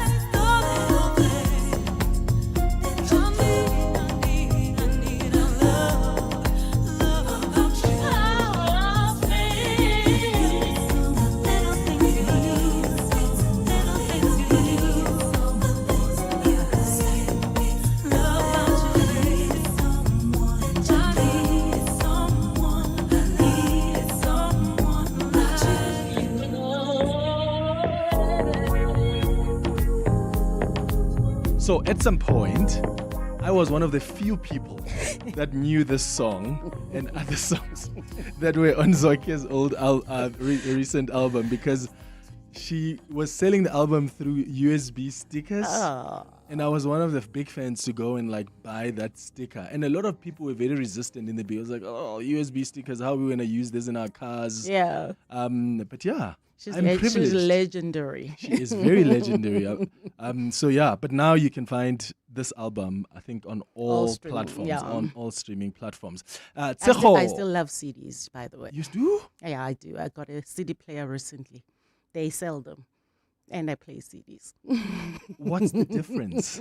Well, it's just the nostalgic thing, you know. Wow. Okay, Tseho, you calling us from Centurion. Good morning. Good morning, Clem. Good morning, Sis Amanda. Good morning. Hey. I'm very happy to have had the opportunity to make this call and just to touch base and say that I'm always in awe of Sis Amanda. She knows this. I've told her this before. And it's just because of how positive she's remained. I've read all her books, and you just see how the odds were always stacked against her. Odds were always stacked against her. But one thread that I feel like I see through her books and through her, like even to this day, is just that resilience and that striving to remain positive. You know, like she's just always spreading a message of positivity. You'll go on her Instagram, she's dancing, she's having fun, she's having fun with her kids. She's just, doing her thing. And it's just so inspirational to see, especially because she went from being a corporate gladiator to being an entrepreneur. It's just, I absolutely am in awe. I was at the last Vastly Sage event in November, I think it was. And beautiful experience. That plant that you gave us at the end of that event is my little plant in my office, and it always reminds me, be positive, just be present, be positive, and just keep doing your thing. Beautiful. Thank you so much for your call. Tseho Khalai is calling us from Centurion. She's actually was Miss World in 2025. She's so beautiful. Okay? Wonderful person. I adore her. It's 10:31. All right, I'll come to more of your calls and WhatsApps after the latest in Eyewitness News headlines. Fiso, good morning. Thanks, Clement. Good morning. State prosecutor attached to the investigating Directorate Against Corruption, Trushanta Rumsamy, has started with her testimony at the Madlanga Commission. Her appearance follows that of IDEC former boss Andrea Johnson. Rumsamy is expected to speak more about the unit as its credibility continues to come under the spotlight. Gauteng's Education Department has confirmed that it'll take over operations at Oprah Winfrey School for Girls. The school in Meyerton was established in 2007 and teaches grades 8 to 12 under the Independent Examinations Board and offers specialized emotional training alongside academics. More than 1,000 girls have matriculated and found opportunities beyond South Africa's borders since it was established. And Russian strikes on Kyiv have killed at least one person after Ukrainian President Volodymyr Zelensky warned of Moscow launching another massive attack overnight. Air raid sirens sounded in the Ukrainian capital and several explosions were heard afterwards. In a post on X, Zelensky says the Russians prepared a massive attack several days ago and there is a high probability that the strike will be carried out later. And those are the headlines. This EWN and more at 11 or as it happens. EWN Traffic. Well, traveling in Naturena, we've got delays on the N1 South. This is between the Golden Highway and the N12 exit. That's due to an accident. There's also queuing traffic along the Golden Highway in the Devlin area between Union Avenue and East Street. This is due to those long-term roadworks that are taking place along this route. Then if you are traveling in Bedfordview, queuing traffic on the N3 North between Van Buren Road and the Gululis Interchange. There's also still moving traffic on Malibongwe Drive in Kaya Sand just as you approach Northumberland Avenue. More updates at the top of the hour. Stay tuned. There's more EWN on air, online, and on the EWN app. Do you know what our problem is? We have a problem? You're a little clingy. Clingy? Every time I start getting somewhere, you want me. But I need you. You can't have all of me. I need a little room to grow. So what are you saying? Put me in a Nedbank 32-day notice account. Give me some time. I'll come back better. Open a Nedbank 32-day notice account on the Money app and bank your money this July savings month. Go to nedbank.co.za. See money differently. Nedbank. We're a licensed FSP and registered credit provider. T's and C's apply. The world's best male and female paddle players are coming to South Africa. The historic Premier Paddle Pretoria P1 will be at Sunbet Arena Times Square from 26 July to the 2nd of August. Expect world-class action, unbelievable energy, premium hospitality, and an atmosphere unlike anything South African sport has seen before. This is Africa's biggest paddle tournament ever, and tickets are selling fast. Don't miss your chance to witness the sport's biggest stars in South Africa. Get your tickets now at primemediaplus.com. Your boss noticed. Your ex noticed. The neighbors definitely noticed. Because some cars say, I rented a car. And some cars say, I rented the car. Sani Sixt Rent a Car. Premium rentals. For people who don't settle. Choose the right car. Rent Sani Sixt on sani.co.za. Hanging out with Clement on 702. Let's walk the talk. 25 minutes before 11 o'clock, Amanda Dambuza is on our Hanging Out feature this morning, and there are some wonderful messages that are coming through. Nosipo says, hey Clement and team, wow, my goodness, Amanda is one of the sweetest, down-to-earth persons I know. I'm so inspired by her, where she comes from and how she never at once made it bring her down and made a success of her life. I look up to her so much. One day I pray to God that he can bless me to attend one of her trips. May God abundantly bless you for balancing your career and still being there for the family. That's a message from Nosipo on the WhatsApp line. Speaking of the trips, like Tseho was speaking about the Vastly Sage events. Tell us more about Vastly Sage, because you started with the women's events and then you came in with the gentlemen's brunch. Yes. What was the inspiration behind you that? have hosted Which I had twice. the pleasure of hosting twice. The pleasure was all mine. Yeah, and look, I've said this and I've even posted about how honored I was to be in the room full of men having conversations we had, because that never happens. It never happens. And that platform has allowed us as men to really talk about our issues in a way where there's no judgment. And there's just sympathy, and we're holding space for each other. But what inspired you to start that? Because you started with the women's one. What was the inspiration behind that? So I already told you at the back of winning this award, then there was a lot of like, who's Amanda and how did you do it? And I started sharing my story. And I remember I started doing online mentorship then on Instagram back in 2018, 2019. And then I was like, it's easy to because the thing with Instagram Lives, I mean, at the time, I don't know what they do now, it's just a one-way conversation. It's me talking to the people. Yes, they ask a question and I address that, but I felt that it was time I brought other people to the conversation, people that I thought had something to offer. So then I started the talk show, where I had many different guests whom I really wanted to bring forth and have the collective mentorship element to it, rather than just one perspective, which was mine. And I really believe there's strength in diverse thinking and diverse experiences. And that talk show, I did 3 seasons of it. It's on YouTube. It's free, Vastly Sage YouTube. I then was like, why don't we actually just take this off the screen and gather in person? And at the time, I called it Amanda and Friends, and it was supposed to be in April 2020 at Signature, but of course, we all know nothing happened then. And it was the first opportune time we could have it was November of 2020, when we were now allowed to go out as long as there was ventilation and things like that. And it was the most beautiful experience. We filled up Signature, and what dawned on me, I mean, it was a collective celebration of life, firstly, but I never would have anticipated that is how it was going to play out. I just wanted us to gather, have good food, good drinks, good conversations, share experiences. And that was the first one. And needless to say, the very next couple, I mean, we are on the seventh one this year. But also you've got trips that you guys take as well. Retreats, yeah. So over the years, I mean, the November branch, let's call it the uplifting branch, which is the women's branch, grew from 180 people. At some point, I was hosting 550 people, and then 480, because you're trying to find, you don't want to be too exclusionary, and people are always trying to get the tickets. They don't get them. Some for years they've been trying, they don't get them.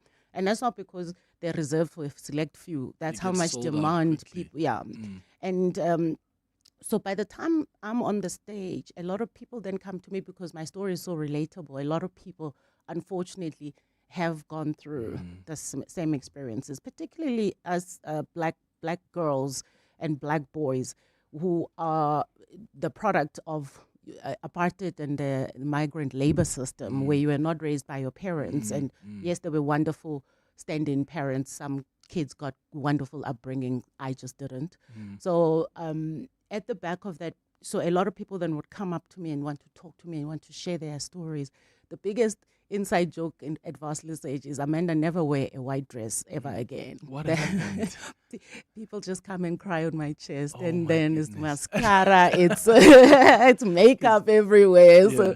So but I mean that's what God has commanded. So but I said, I can't be fully engaged and listen to someone's story, which they really need to tell me when I'm busy hosting 500 people on the stage. So I was like, let's find another space where we can do this. And I created the retreat. And we've got 2 retreats, one in September, which happens at Wilkerson's, which is a countryside retreat, Wilkerson's Hotel and Spa. And then we have a luxury beach retreat that happens every May. So we chase a little bit of the sun and we leave the country. So those 2. But how did the men's branch come about? For years, a whole lot of gentlemen were coming up to me and saying, Amanda, my gosh, the work you're doing with women on Varsly's age is incredible. Can you please do something for men? So me, I was like, men must do for men what men want. I do not know what men want. My only perspective of a man is my husband. And there's no way that guy is going to say his life is difficult. You know what I mean? So when somebody says it's hard to be a man, I felt I was an imposter in the conversation because I didn't understand what does that mean. And because gentlemen don't actually tell you what that means. There isn't a lot of, I have very close friends, and I mean, also you and I have had this conversation around what is the difficulty with being a man. And I realized that, when they kept asking me to do it and I was pushing back, God just said to me, I keep asking you to do this, but you keep wanting to push it back. So one day I was just sitting at home and I found myself taking my phone. It was a week before my birthday, which is in February. On Tuesday, I took my phone and I booked a flight to Mauritius. And it was Tuesday, the flight was on Thursday. And I called my husband, I'm like, babe, I'm going to Mauritius by myself, okay? He's like, oh, okay, should we have fun? And then I was in Mauritius. I sat in the hotel room the whole day, didn't go anywhere. I was just like in silence. The next thing I picked up the phone and I called Desmond at Signature. I said, Des, the men's branch is happening, 20th June, 150 men. I just want to host in that space. That's how the first one happened. Of course, I mean, then it was a whole long process trying to speak to multiple different men to understand, what is the agenda. But I from that last one last year, I must say that was one of the most transformational experiences of my life. We cried. Oh no! There wasn't a cry in the men in a room full of men, and men are just crying. And big guys and these are are crying. big men. Big men are crying on my chest, and but it was so beautiful. And what dawned on me is that women have the spaces, multiples of spaces, in fact. In fact, society encourages spaces. Correct. And also, even if it's not a space, women have other women that they talk to. But unfortunately, society hasn't encouraged that for men. And so I've been dealing with exactly the same side of the same coin. You know, I've been dealing with the one side, but there's still this other side, which is the men conversation. Yeah. So I looked at it as this is the same coin, and it's two sides that need to be dealt, and you cannot neglect the other one. And I mean, I've been raising girls and boys. So for me, it was time. Yeah. We started having spaces where men can actually unpack and know that they are not alone in their challenges and their And struggles. look, good on you for creating a platform like that. As I say, from someone who's attended both, I've seen the kind of impact that it has on these men. And it's interesting that their wives or partners, girlfriends also buy them tickets. Yeah. In fact, in the history of that men's brunch, I can tell you probably 2 guys bought themselves tickets. All of them, it's wives or corporate tables fill up the space. Yeah, and I like the fact that they also get. I mean, this year you announced, and then boom, the tickets were sold out because you know clearly there are corporates out there or wives, girlfriends, men out there who see a need to get into that room. Well, we're doing it again next year, so great. Well, people better get ready because otherwise tickets get sold out. This year it sold out in how many days? Well, listen, the men's branch humbles me. Okay, the women's branch sells out within 20 minutes and like 500 odd. Men, it's a bit of like a week or two. Yeah. So they humble me. We normally take our time. Yeah. Anointed on the WhatsApp line says, Clement, hanging out feature with Amanda Dambuza. I worked with Amanda at All About projects many years ago, and I knew she was destined for greatness. We worked during a time when your bosses were no-go area, but she was there within the management team, yet she was within our age group. I'm proud of her. I'm proud of her starting her own firm, Uyandiswa, and I wish her well. That's a message there from Fikile. And then I see another one here from Nontogozo who says, hi, Clem and Amanda. Greetings from Accra in Ghana. Thank you for pouring into us, seeing us, and inspiring us to heal and be better people. I love you. May God bless you abundantly. That's a message there from Nontogozo. So I wanted us to just go back a little bit because you spoke about running away from the Eastern Cape. So now you arrive in Johannesburg with your siblings, and what happens there? Do things change for you in as far as upbringing is concerned? No. So you ran from something into something else. Yeah, I ran. I guess when you're in, and I was a child. I was 13 years old. So to me, what mattered was we were going to my mother, and I was looking forward to being with my mother, and I wanted her to hug me and tell me everything was going to be okay. I just wanted my mother. But when we got to Mshengoville, we knocked on her shack. It was around 4 or 5 in the morning, and I was smuggled into Transvaal. It seems like yesterday, but there was a time when we were not moving freely in this country. And Transkei, you needed a passport to come into, the Transvaal area. Jeez. Exactly. So I was smuggled in a taxi. You see, under a seat, but next to the engine. It was so hot. And that trip from where we grew up to Joburg is about, I think it was 13 hours or so. And so we arrived, and my mother was, I remember, 40 years old. And it wasn't what I hoped it would be, because it wasn't long. Then my mother sent me to Lesotho, because her friend said Lesotho High was a great school, and she must send me there.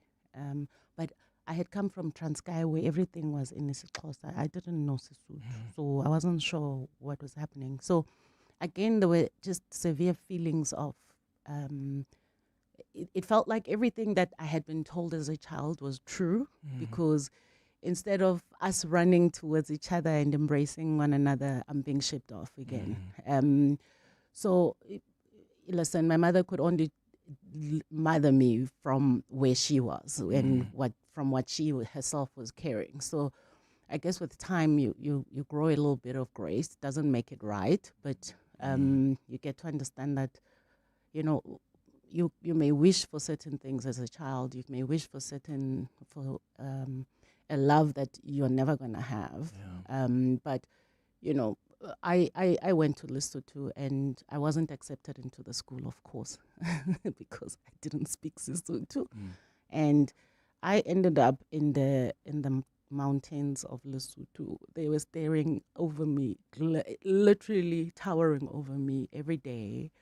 I lived with an 83-year-old grandmother who was blind, couldn't speak a word of any other language except Sesotho. So I read Sesotho books, learned to speak Sesotho. That lady was the mother of the friend who told my mother she must send me to that school. She was a teacher there. So she knew that I wasn't going to be accepted. But I ended up babysitting her mother. Oh, my goodness. Her blind mother. In a little hut in Hatsusang. How long did you stay there for? Ah, gosh, it felt like a lifetime, but I don't think it was that long. It was a couple of weeks, a couple of months. And then you came back? Yeah. I remember I kept praying that, well, to be honest, I was just so, it was just such a, you know, you're just zombing through life because this is it. I mean, this is your reality. So you're just kind of living through it. And I was 13, so it was a bit of a tricky time. Yeah. But I remember praying and thinking, I just wish like my mother comes to fetch me because I don't know what I'm doing here. Sure. And I swear to God, I thought I was hallucinating. So what used to happen, we used to catch the bus once a week to go into Maseru to get supplies, so vegetables and things. So I used to do that. Back to the mountains. And then back to the mountains, yeah. And I heard my mother's voice. But I thought I'm just hallucinating, and you know, and there she was. She came to fetch me, but that was it. We never spoke about that. There was never, well, honestly, conversation about any of the things that I've experienced as a child don't happen because, well, they don't happen, and I've tried, but I've had to then accept that, you know, this journey is mine and mine alone, but. You know, if I'm looking for answers, God is going to give me the answers. Yeah. And if we keep trying to find answers from the same places we got hurt, we just continuously get hurt. Yeah. So yeah, it was an incredibly sad and destabilizing period in my life. But my entire life has always been destabilized. So this was not new. You could argue out of that, I came out with another language. Yeah. So, maybe that's the upside. It's 9 minutes now before 11 o'clock. When Joburg came together in the iconic CBD for the 702 Jozi My Jozi Walk the Talk, unforgettable moments were made, and none of it would have been possible without our incredible partners. My name's Rob Olsen-Define. Today's been mind-blowing, actually. It was so amazing to see how many people turned up, how they contributed, how they engaged, and I think people loved it. So Nando's partnered with 702 for this walk as one of the very proud founder members of Jozi My Jozi. The 5-kilometer route walks straight past our front door. We put on an amazing show, which I hope people loved, but we are of these streets and we could not have it a different way. I can see no good reason why Nando's would not join us again next year. Thank you to all our partners who showed that great things happen when Joburg comes together for the 702 Jozi My Jozi Walk the Talk, hosted by the City of Johannesburg. Cutting costs means more money for your business. Switch to Outsurance Business Insurance and you could get a massive 20% discount on your business insurance premium. Here's Marshall from Bow Electrical. I was with my other insurance for many years and then I switched to Outsurance Business Insurance. It was a one quick call. They give me a great cover and a great price. Give them a call. You have nothing to lose. I wish I have switched sooner. Get a quote to switch and save today. Visit outsurance.co.za or call 0800 60,000. Licensed insurer and FSP. TCs and information online. Find your next design obsession at Decorex Joburg. From the 30th of July to the 2nd of August, the Sandton Convention Centre becomes the destination for the latest in decor and design. Explore over 450 exhibitors across 5 levels, inspiring talks and live demos, plus the property show by Private Property. Download the Decorex app and plan your visit today. Decorex Joburg, 30th July to 2nd August. Tickets at decorex.co.za and at the door. To walk the talk is to turn words into meaningful actions. And it's what we at 702 are committed to doing every day. We're also committed to following the rules set out by the Broadcasting Complaints Commission's Code of Conduct. To give you balanced programming, fair comment, and accurate news. But if we stumble along the way and you feel we're not living up to the code, let us know on comment@702.co.za. And if after that you're still not happy, you can direct your complaint in writing to the Broadcasting Complaints Commission, PO Box 412365, Craig Hall 2024. For more, visit bccsa.co.za. Hanging out with Clement on 702. Let's walk the talk. It's 6 minutes now before 11 o'clock. Before we wrap up our chat, I want us to play another song that is Amanda Dambuza's favorite. So what should we do? Should we do TKZ or DJ Kent? TKZ. TKZ. Any day, eh? The soundtrack Mambochi. to my varsity life. Here's Mambochi, TKZ. Yes.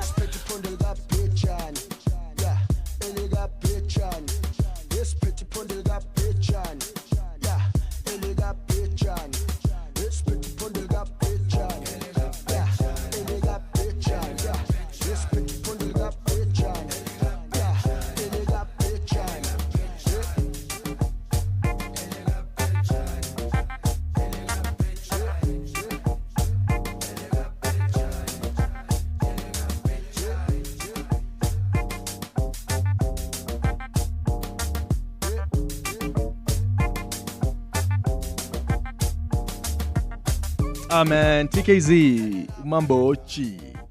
That's one of the songs you actually dance to on your Instagram many times, eh? That's what moves you. Yeah, absolutely. But I've removed all those dancing videos now. Why? No, you already know I can dance. Oh. No, but that was so cool to watch. No. You know, everything has its season. I just believe that, yes, it was about joy. It was expressed. I was trying to change mindsets that say, if you're a mother, you sit on boards, you've got businesses, then you can't have fun. Yes. So I mean, that message I think has landed safely. So we're not going to see you dance again on the socials? Entertain yourselves. Wow. Wow. Abanda Dambuza, thank you so much for coming through and thank you for sharing your story. As I said, it's so important for us to not stop at seeing the success, but look what's behind the success, because that's what encourages a lot of people out there who are in similar shoes to know that it's possible. Yes, to get over the hurdle. It's my pleasure. Thank you so much for having me, and I hope that this was useful and helpful and thank you for the kind messages. I think that's very sweet. Thank you for having me. Thank you for coming. It's a minute before 11. At Avis Car Sales, we sell cars. All cars. Compact cars, mommy cars, double cabs, 4x2s, 4x4s, minivans, drop tops, luxury sedans. When we say we sell cars, we sell cars. In Croydon, Kempton Park, Rivonia, and in our brand new showroom at 100 Puddingstone Road, Centurion, we sell cars. For over 40 years, inspected and serviced before they reach our floor and backed by the manufacturer's warranty. Finance, yes. Trade-ins, yeah boy, yes. Check us out at aviscarsales.co.za. Find your next design obsession at Decorex Joburg. From the 30th of July to the 2nd of August, the Sandton Convention Centre becomes the destination for the latest in decor and design. Explore over 450 exhibitors across 5 levels, inspiring talks and live demos, plus the property show by Private Property. Download the Decorex app and plan your visit today. Decorex Joburg, 30th July to 2nd August. Tickets at decorex.co.za and at the door. You could smash that snooze button for the 7th time. Or you could grab the new Berry Blue sports drink from Aquila Vive and get moving. Blue has never tasted so good. Bursting with bold berry flavor, packed with electrolytes and vitamins, and free from colorants. Aquila Vive sports and power drinks. Let's move. This is EWN. Good morning, I'm Sfiso Zulu. Former IDEC head Andrea Johnson's subordinates within the units are fighting back after she allegedly threw them under the bus during her 6-day testimony at the Madlanga Commission. IDEC prosecutor Trushanta Ramsamy, who worked under Johnson, is testifying today. Ramsamy says Johnson was not truthful in her testimony about IDEC's decision to arrest and prosecute Crime Intelligence Technical Support Head Dineo Mukwele. While Mukwele was arrested on allegations that she was appointed to the position without the required qualifications, the Commission has since established that she is in fact overqualified for the role. Alfred Mushwana has the latest. Former IDEC head Andrea Johnson told the Madlanga Commission that IDEC prosecutor Drushanta Ramsamy was assigned to handle the case involving Crime Intelligence's Dineo Mukwele. Johnson initially maintained that Mukwele's arrest was justified. However, evidence presented by the Commission showed that claims she was unqualified for the position were false. Johnson later apologized to Mukwele but said some of the flawed prosecutorial decisions in the case should be answered by Ramsamy. Ramsamy has told the Commission today that Johnson was not entirely truthful during her testimony. Advocate Johnson told many untruths about me and my involvement in what is now known as the Mukwele case. She did not disclose that I raised concerns from the onset and repeatedly thereafter. During her testimony, evidence leader Matlape Sello put it to Andrea Johnson that she appeared to be throwing many of her subordinates under the bus. Alpha Ramshwana, Eyewitness News, Pretoria. Gauteng's Education Department has confirmed that it will take over operations at Oprah Winfrey School for Girls. The school in Meyerton was established in 2007 and teaches grades 8 to 12 under the Independent Examinations Board and offers specialized emotional training alongside academics. More than 1,000 girls have matriculated and found opportunities beyond South Africa's borders since it was established.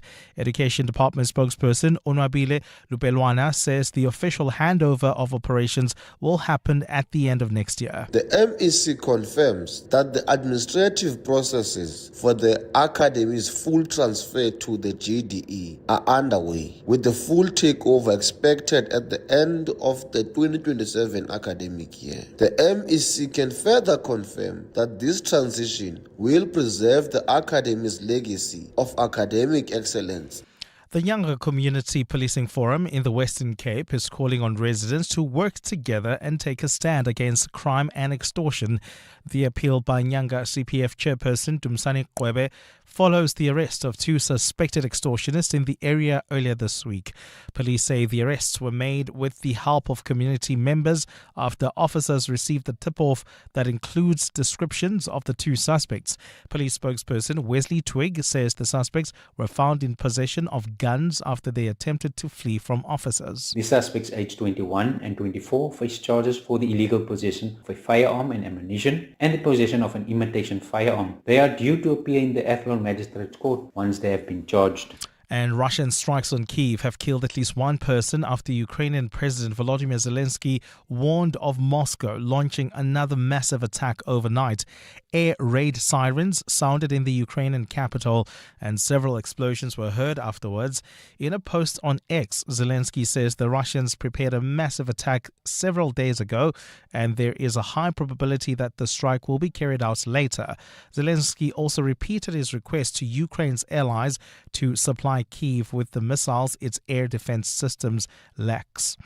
Gold is trading at $4,040.21 an ounce. The rand is at 16.69 to the dollar, 22.28 to the pound, 19.11 to the euro. Brent crude oil is at $92.34 a barrel. And in the traffic, we've got delays on the N1 South. This is between the Golden Highway and the N12 exit. That's due to a major accident seen there while heading towards Amalgam. Please be on the lookout for delays on the M2 West between the Crown Interchange and Main Reef Road. A partly cloudy day in store for Gauteng. The temperatures will peak at highs between 20 and 23 degrees.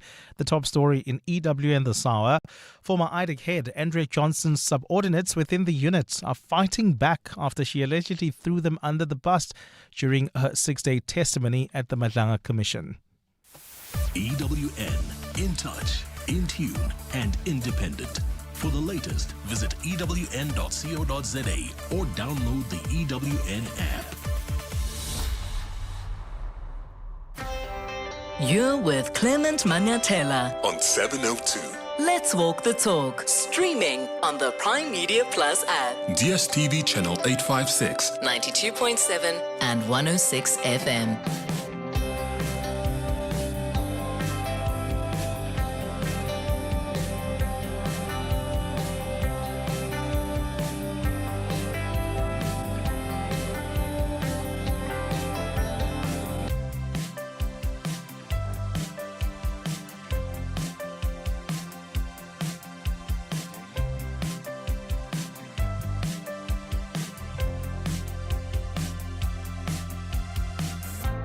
Six minutes after 11 o'clock. Dumela, welcome to the third and final hour of the Clement Manyathela Show. It's time now for our Thursday Dialogue. The Dialogue with Clement Manyathela. It's not just another roundtable discussion. Let's Walk the Talk on 702. So on our Thursday Dialogue this morning, we're asking, should the World Cup have private investors? And that's because football's biggest tournament could be on the brink of one of its biggest commercial transformations. You may have heard in the news and followed it throughout this week. FIFA President Gianni Infantino has proposed creating a new commercial subsidiary, which would be called the FIFA Forward Enterprise, FFE, which would manage the World Cup and FIFA's other commercial rights while selling up to 20% of the World Cup stake to private investors.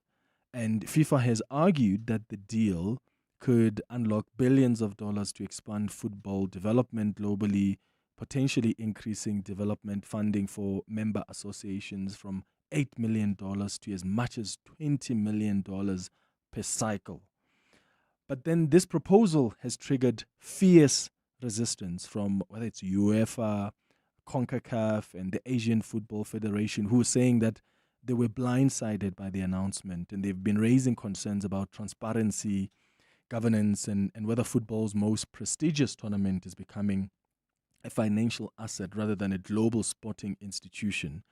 In fact, UEFA has even floated the possibility of a boycott should FIFA proceed with without broader consultations, that is. So I've invited my guest this morning to help us understand what this proposal really is about and what does it mean for football. So in studio with us, we've got our colleague, Mawande Mateza, who is the EWN sports reporter, joining us in studio. Mawande, thank you so much for making time. Good morning. Thank you very much for having me, Clement. Good morning. We also have Zain Nabi, who is the founder of Trinity Media. He's an award-winning journalist who has covered 4 World Cup based in London. Zain, thank you so much for also joining this conversation. Good morning. Wonderful to be here. Thanks for having me. And at a later stage, I'll bring in Squili Gumede, who's the founder of Sport Boardroom, who is a sport and economics. It's a sport and economics blog. Mawande, let's start by explaining to the listeners who may have missed the story what this proposal by the FIFA president is about. What is the FIFA Forward enterprise, and how would it change the way that the World Cup is run? So the FIFA Forward enterprise would be a brand new entity that would be created by FIFA, and they would now, under the new terms and agreements, would run all of FIFA's commercial properties, that is operations, organizing World Cups and the like, and broadcast deals and everything else that is involved with generating money for FIFA. Under the deal, the idea is to sell off part of that new entity to private equity firms, to investors, potentially raising a few $1 billion. But with that, FIFA says, they're still in charge of football. They'll have the majority stake in that. However, you have to imagine that the people who put money into that will also want to have some sort of a say and some sort of control over FIFA events going forward. Yeah, and of course, a part of what FIFA has said is that don't worry too much about control, because we're going to retain total control over sporting decisions, competition, calendars, governance, you name it. But how difficult do you think it's going to be for FIFA to convince all the other associations and stakeholders here? To be very honest with you, I think it's going to be quite easy Yeah. to convince. Yeah. So what happens at a FIFA Congress, for instance, is that every single member association has the equal number of votes. So Brazil, Germany, Spain don't have a vote that counts for a lot more than Haiti, don't have a vote that counts for much more than some of the smaller nations. Now, when you dangle $20 million in front of those smaller nations and give them the opportunity to build stadiums, to build pitches, to build facilities, to improve their national teams and the like, they'll grab at that chance. What FIFA would like to have everybody believe that this is for the greater good of the game, that they're a benevolent organization that wants to help improve the game and grow the game. But the reality is that the proceeds from the World Cup, the profits and the like, are going to end up in the hands and the pockets of a few individuals, which goes against what a lot of people want or think of the World Cup, because of the fact that FIFA, as it is at the moment, is a non-profit organization. So all the money generated generally cycles back into the game, which is not going to happen moving forward. Yeah. Zain, let me bring you in here, because clearly from what Mawande is saying, to win over, it's 211 or so member countries, FIFA is now offering this massive financial incentive. They're saying that member associations could receive substantially more development funding if the proposal passes.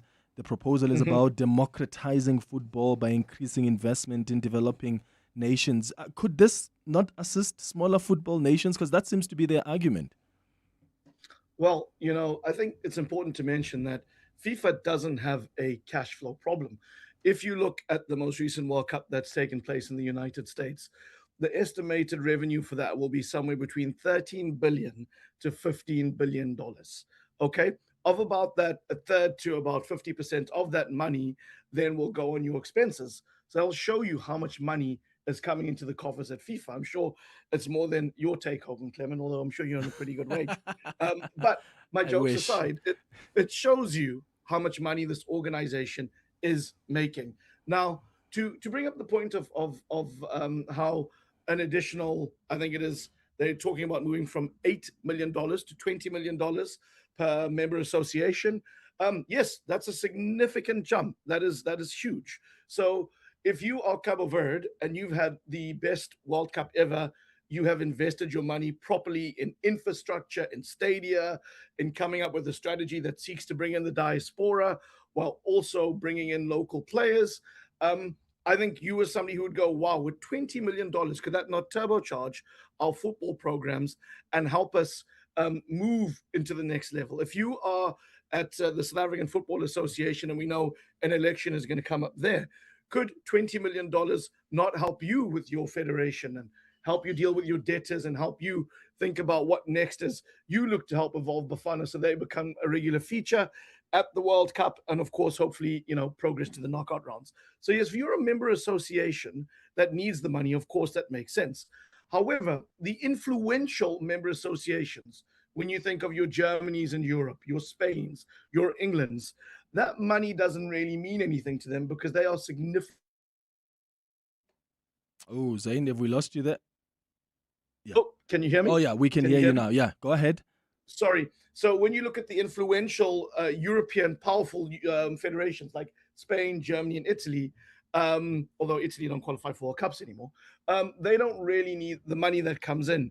That said, I think what you're seeing and the reaction that we've seen from the various confederations is illustrative of what that leadership thinks. We know that UEFA in Europe, CONCACAF in Central and North America, and the AFC have been openly critical about the moves by FIFA, about the lack of transparency. And we've also seen from the likes of Common Ball in South America, CAF, which is our very own federation, headed up by Patrice Motsepe, and the Oceania Confederation, no formal opposition. If this was to come to a vote, or as Gianni Infantino, I think he's given a deadline of the 19th of September for member associations to be on board with this. If they are, they'll get an additional $20 million. So that's what, $40 million, which is again a lot of money. I think if you were to put it down to a democratic vote, I think you probably would see a lot of federations, if they were thinking independently, they would take the money and say, we want this to happen. However, we know that there are confederations that tend to vote more on a block. And UEFA, for example, are having an emergency meeting today. So they would look to explain to their federations why this wouldn't be a good move, and also explain to them how they could potentially give them the funding that FIFA would be, because they have the resources with the Euros and, of course, the UEFA Champions League, which is a commercial juggernaut. Yeah. Is it clear, Mawande, where the confederations of South America or even CAF or OFC, what their view is? Because I haven't seen much from them. So CAF released a statement late last night, and basically very different to the statement that was released by UEFA and the Asian Football Confederation and the CONCACAF, which is in Central and North America. CAF's statement basically says they will evaluate and assess the proposal, and they'll have an executive committee meeting next week, and that was it. Not much else was said about that. But now I want to take you back just a week ago to Patrice Motsepe, Dr. Patrice Motsepe's press conference here in Johannesburg last week, where he was asked about running against Gianni Infantino for the FIFA presidency, and he said that, Infantino is a friend of his, and he has no interest in running against that. So when you see personal interests, is definitely something that has to be taken into account. When you consider that, when you add the factor in that, a lot of African nations will benefit from this, you would imagine, again, that the African nations would likely vote for this new proposal. Even some of the confederations that are completely against it at this point, the Asian bloc will not, I doubt that they'll vote completely in one direction, because, for instance, if you are Indonesia, a country of 100 million plus people that wants to participate, and I've seen Cape Verde participating at a World Cup and wants to improve your football as well and participate at such a huge tournament, you'd probably lean towards this new idea and this new proposal that will help you get towards that goal. So I don't think there's any one way at this moment, but yeah, time will reveal all. Yeah, let me bring in Squilly Kumet now, who's the founder of Sport Boardroom. Squilly, thank you so much for also joining us. I suppose, part of the things that have been of concern around this proposal is that this FIFA forward enterprise would probably see Gianni Infantino becoming chief executive when his final term as president ends. I mean, it doesn't get more bizarre than that. Yes, Quilly? Can you guys hear me? Yes, we can. Go ahead. Good afternoon, good morning, gentlemen. Actually, it's still the morning. Yeah, and so one of the things that we don't know is the details around this organization, so who runs it. Now, there has been some musings of Gianni Infantino becoming the commissioner of this entity. Now, we know the commissioners are all powerful. The NFL commissioner, I think, earns $25 million a year. That's more than 5 times what Infantino earns now. So potentially, Infantino could be significantly wealthy if those rumors are true. So that also does muddy the waters in terms of what the conflict of interest issues may be. Is, are these decisions being made in the interest of football, or people aligning their own pockets? The other one, of course, is just the valuation of this entity itself. The valuation of this at $20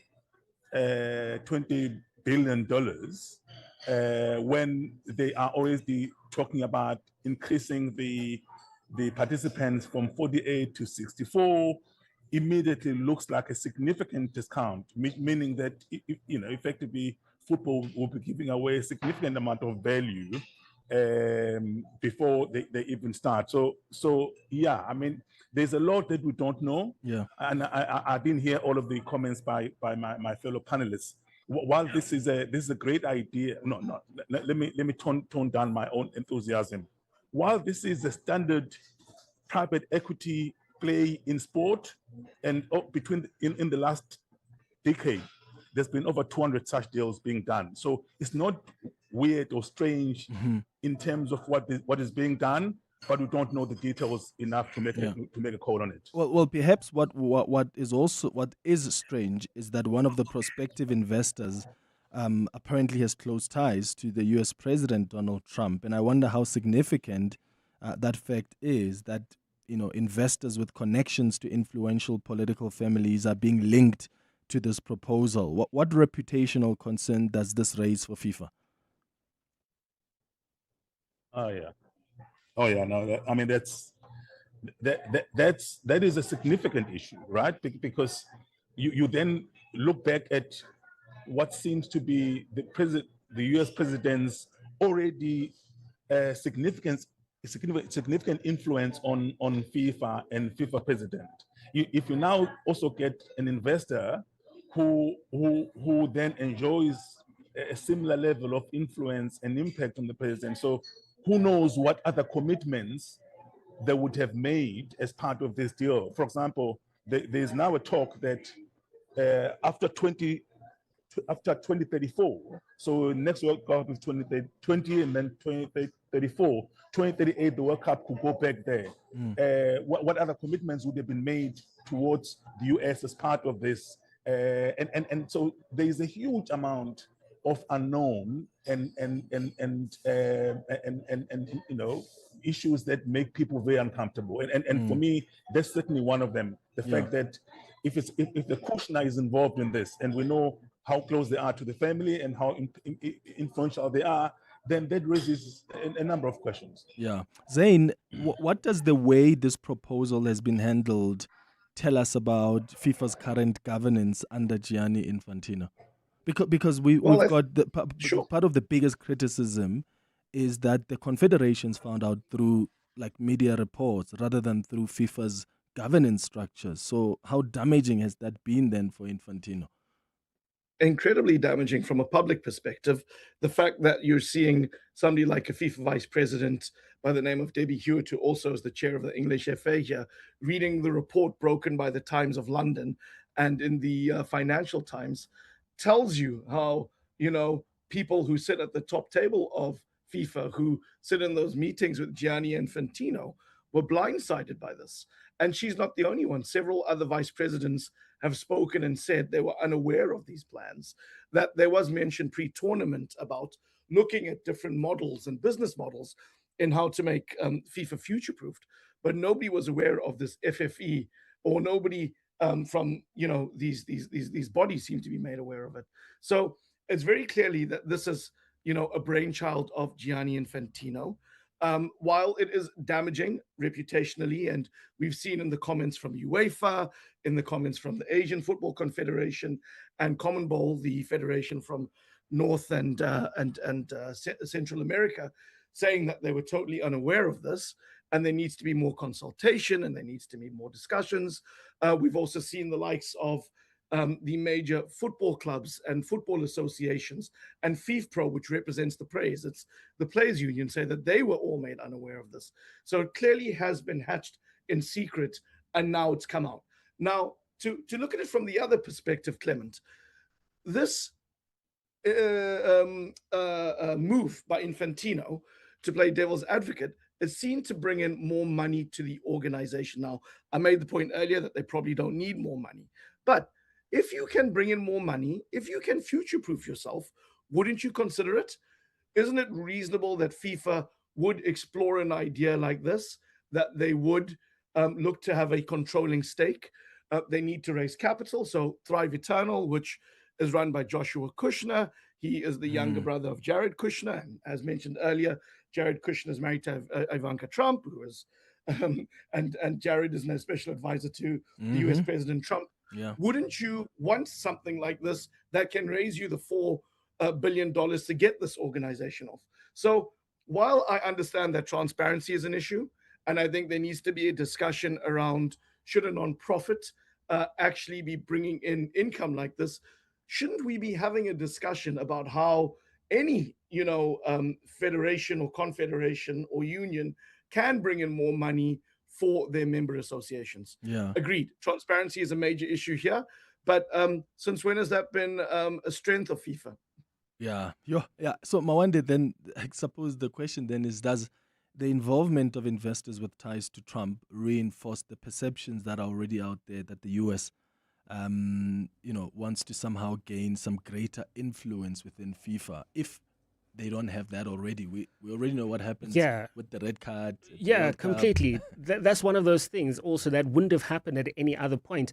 And there were several points during the World Cup where FIFA usually would stand their ground, with Omar Artan, the Somalian referee who wasn't allowed into the country. With the treatment of Iran's national football team, for instance, FIFA would not allow that at any other point in any other country, but it was allowed here. And there is a fear now with the private investors involved. There were talks on social media, and it seemed like just throwaway comments. But now you could conceivably have a situation where the private investors want to have a World Cup as often as possible, or to maximize on how much money they can make. So instead of having it every 4 years, having it every 2 years. And already there's the talk of the 2038 World Cup that is going to go to the United States. It's almost like a foregone conclusion because we do have the hosts settled for the 2030 and 34 World Cups, 38 now due to the FIFA rotation likely going to the USA once again. And that just generally does not happen with any other country or anywhere else in the world. So at this point, it definitely does look like FIFA's relationship with certain figures in America is just too cozy and too close, and it makes everything else murky. So what happens to Infantino if this plan collapses? Because it's almost like he's untouchable. I mean, everybody was like, oh, how dare you address the red card issue like the way you have, where you allow Trump to intervene like that or interfere like that. And he seems to be surviving that. Yeah. Like I've mentioned, with all those other things that have happened, Infantino's position at FIFA should have been untenable quite a while ago. A long time but ago. But he has survived. Everything that is thrown at him does not stick, and he's up for re-election next year at the FIFA Congress in March in Morocco. And in all likelihood, he will regain election and run or get a third term. If this does not work by some miracle at this point, I'm very pessimistic about it. I still don't see anything happening to Infantino. I still see him as a figure who would be involved some way, somehow in football and enjoying quite a comfortable life, or having his image rehabilitated even at that. And one of the things, I just want to point to that video message that he released yesterday. I think he was very careful with his wording. And he kept mentioning that at this point it's only a proposal, it's not an obligation. He was very careful with these words, not to seem like he's pushing for this. But when then you consider that he's set a deadline for September the 19th for nation member associations to agree to the proposal or not, you get the sense that he actually is in actual fact pressuring all these member associations to make that final decision and to make the decision that he wants, which is this proposal to go through. But yeah, I think he's been very careful here to almost seem like he's in, down the middle and calling it fairly one way or the other. And I think it's one of the things that will help him survive no matter what happens. Yeah, sure. Let me play some of, in fact, we'll play your WhatsApp voice notes in a moment. There's some YouTube messages coming through, but if you've got some thoughts about this proposal by Gianni Infantino, give us a call on 011-883-0702. So this FIFA Forward enterprise would manage the World Cup and FIFA's other commercial rights, and then FIFA sells this 20% stake to private investors. What's interesting here, of course, is that one, it looks like Infantino would become the chief executive when his final term as president of FIFA ends, but also it seems like, and this is quite significant, there is some U.S. influence here because one of the prospective investors has close ties to the U.S. President Donald Trump. That's the younger brother of Jared Kushner, who's married to Trump's daughter. And if you've followed Trump and, the investments that even Kushner prioritizes for the Trump family, even when Trump does state visits, whether it's to China or other countries, normally he'll brings in Jared Kushner because they're thinking the future and investments in the family for the future. So isn't that problematic? You can share your thoughts with us on 011-883-0702. WhatsApp's on 072-702-1702. What do you think this proposal would mean for football? It's 11:30. Mbali has the latest in Eyewitness News headlines. Mbali, there's a subordinate of Andrea Johnson when they were at IDEC, who is now fighting back at the Madlanga Commission. That's correct, Clement. Former IDEC head Andrea Johnson's subordinates are fighting back this week after she allegedly threw them under the bus during her 6-day testimony at the Madlanga Commission. IDEC prosecutor Drushnata Ramsamy, who worked under Johnson, has been testifying today. Ramsamy says Johnson was not truthful in her testimony about IDEC's decision to arrest and prosecute Crime Intelligence Technical Support Head Dineo Mukwele. The man accused of killing witness D, who appeared at the Madlanga Commission last year, has appointed a third lawyer since his arrest. Matipandile Soteni appeared in the Brakpan Magistrates Court today, where his new legal representative, Pete Du Plessis, was formally placed on record. Soteni is accused of carrying out a hit on Marius van der Merwe outside his Brakpan home in December of 2025. And the Cape Crime Crisis Coalition says it hopes newly appointed Western Cape Police Commissioner Sizagele Tyanki will honor his commitment to the post. Tyanki was announced yesterday as one of 4 new provincial commissioners appointed by the SAPS, with Limpopo, Northwest and Mpumalanga also receiving new leadership. Well, those are the headlines, this EWN and more at midday or as it happens. EWN Traffic.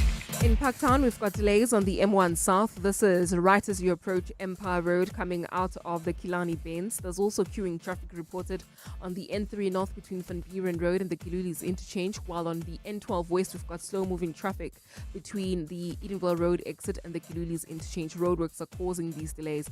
Heading towards the El Dorado Park area, do expect delays on the N1 South in the Chirena. An accident reported right near the N12 exit. Delays coming out of the Golden Highway. Speaking of which, we still have delays between the Union Avenue exit and East Street. That's due to roadworks that are taking place along the route. Please approach with care. More updates at the top of the hour. Stay tuned.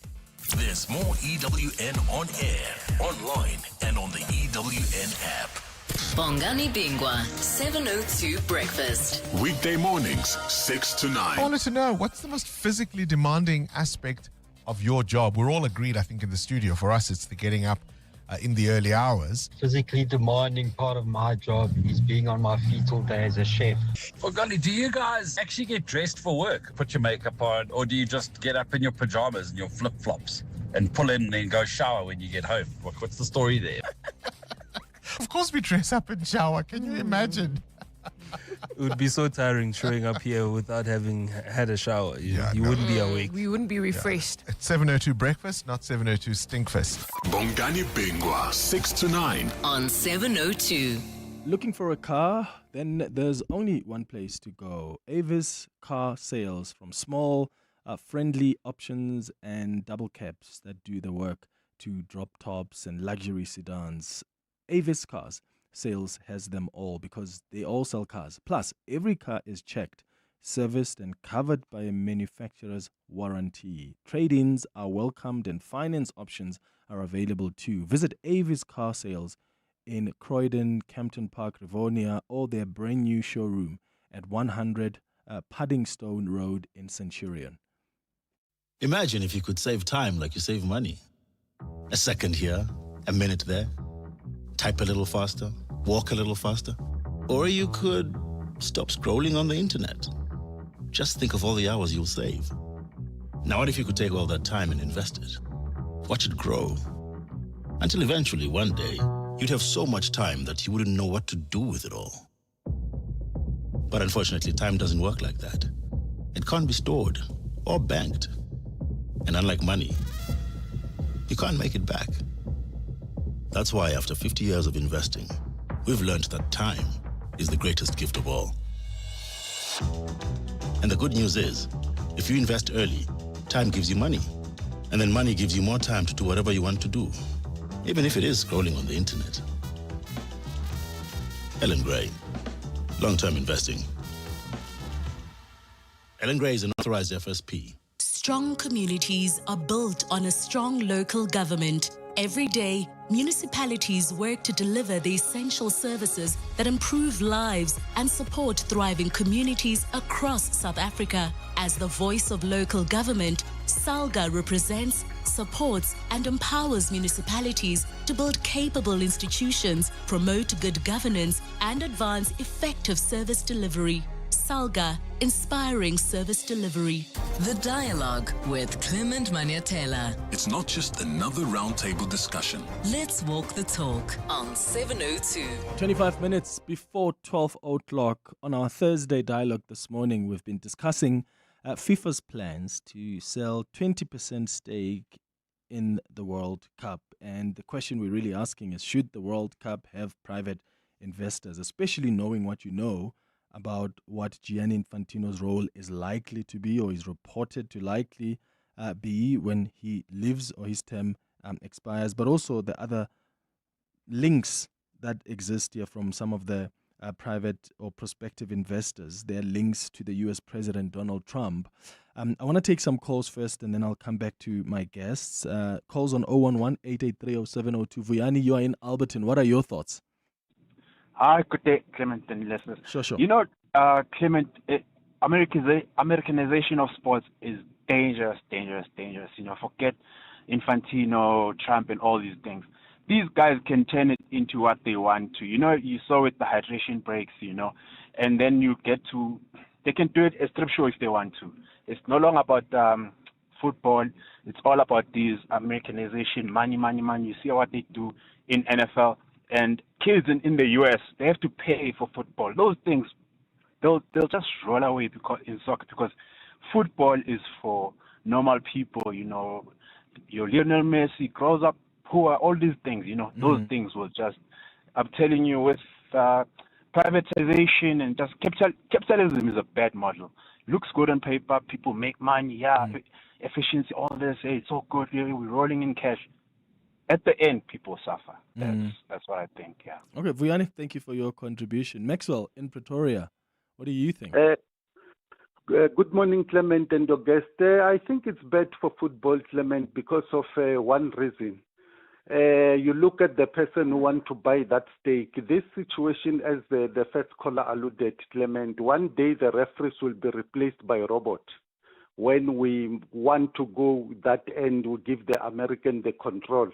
a lot of controversy happened. That has never ever happened. Mawanda alluded to that. FIFA looked the other way. So with Flantino, I don't think that our football is in good hands. The rest of the region, they must say no to this initiative at all. Thanks, Clem. Thank you so much, Maxwell in Pretoria. Some thoughts have come through the WhatsApp line on 0727021702.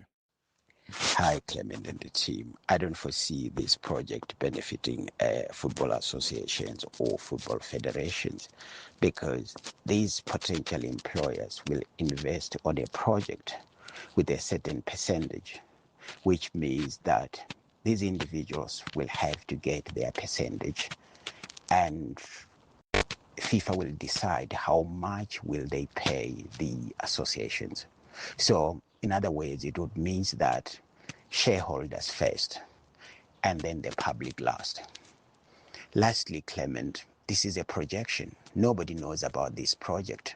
What if this project failed to make profit or return on investment? Who will suffer? The same football associations. David from Average. Good morning, Clement. Clement, any private equity partnerships in sports in the past, it has not worked out very well because it takes the sports away from the people and it brings it to the haves, and the have-nots are the ones that suffer the most as they end up not being able to afford the World Cup. If you look at how the World Cup in the US was as well, it was very a discriminatory tournament. And if you look at the Springboks, the ticket prices have become so expensive that your normal Joe cannot afford a Springbok ticket. It happened in New Zealand. It's going to happen here as well. So it's very corrupt and it doesn't work for the people. It shouldn't be allowed. FIFA is an NGO. It should remain an NGO so that it benefits everybody. Well, but Gianni Infantino says, well, if you're serious about sports development on the ground, then support this because then there's more money coming to the associations. Mawande, Squilly was speaking about the private equity investment and how, that's become a normal feature in global sport. So, I mean, isn't this a necessary evolution for a sport that continues to grow commercially? I mean, sure, maybe you can stop it now, but isn't this where things are going to head to at some point in the future? It is going to go that way. I don't know if it's necessary, though. Zane spoke about it a little bit earlier. FIFA has an incredible amount of money that comes into it from the World Cup. And right now, it seems to me that with the private investment and the like, that they're trying to milk the cow for all that it's worth. When you think about the fact that they think they've got an endless amount of money, that there's no bottom. And with this, for instance, and the 20, potentially up to 40 million being dangled in front of the member associations, that is a short-term benefit. The long-term benefit will not be for the member associations. That will be for the people who put in the money.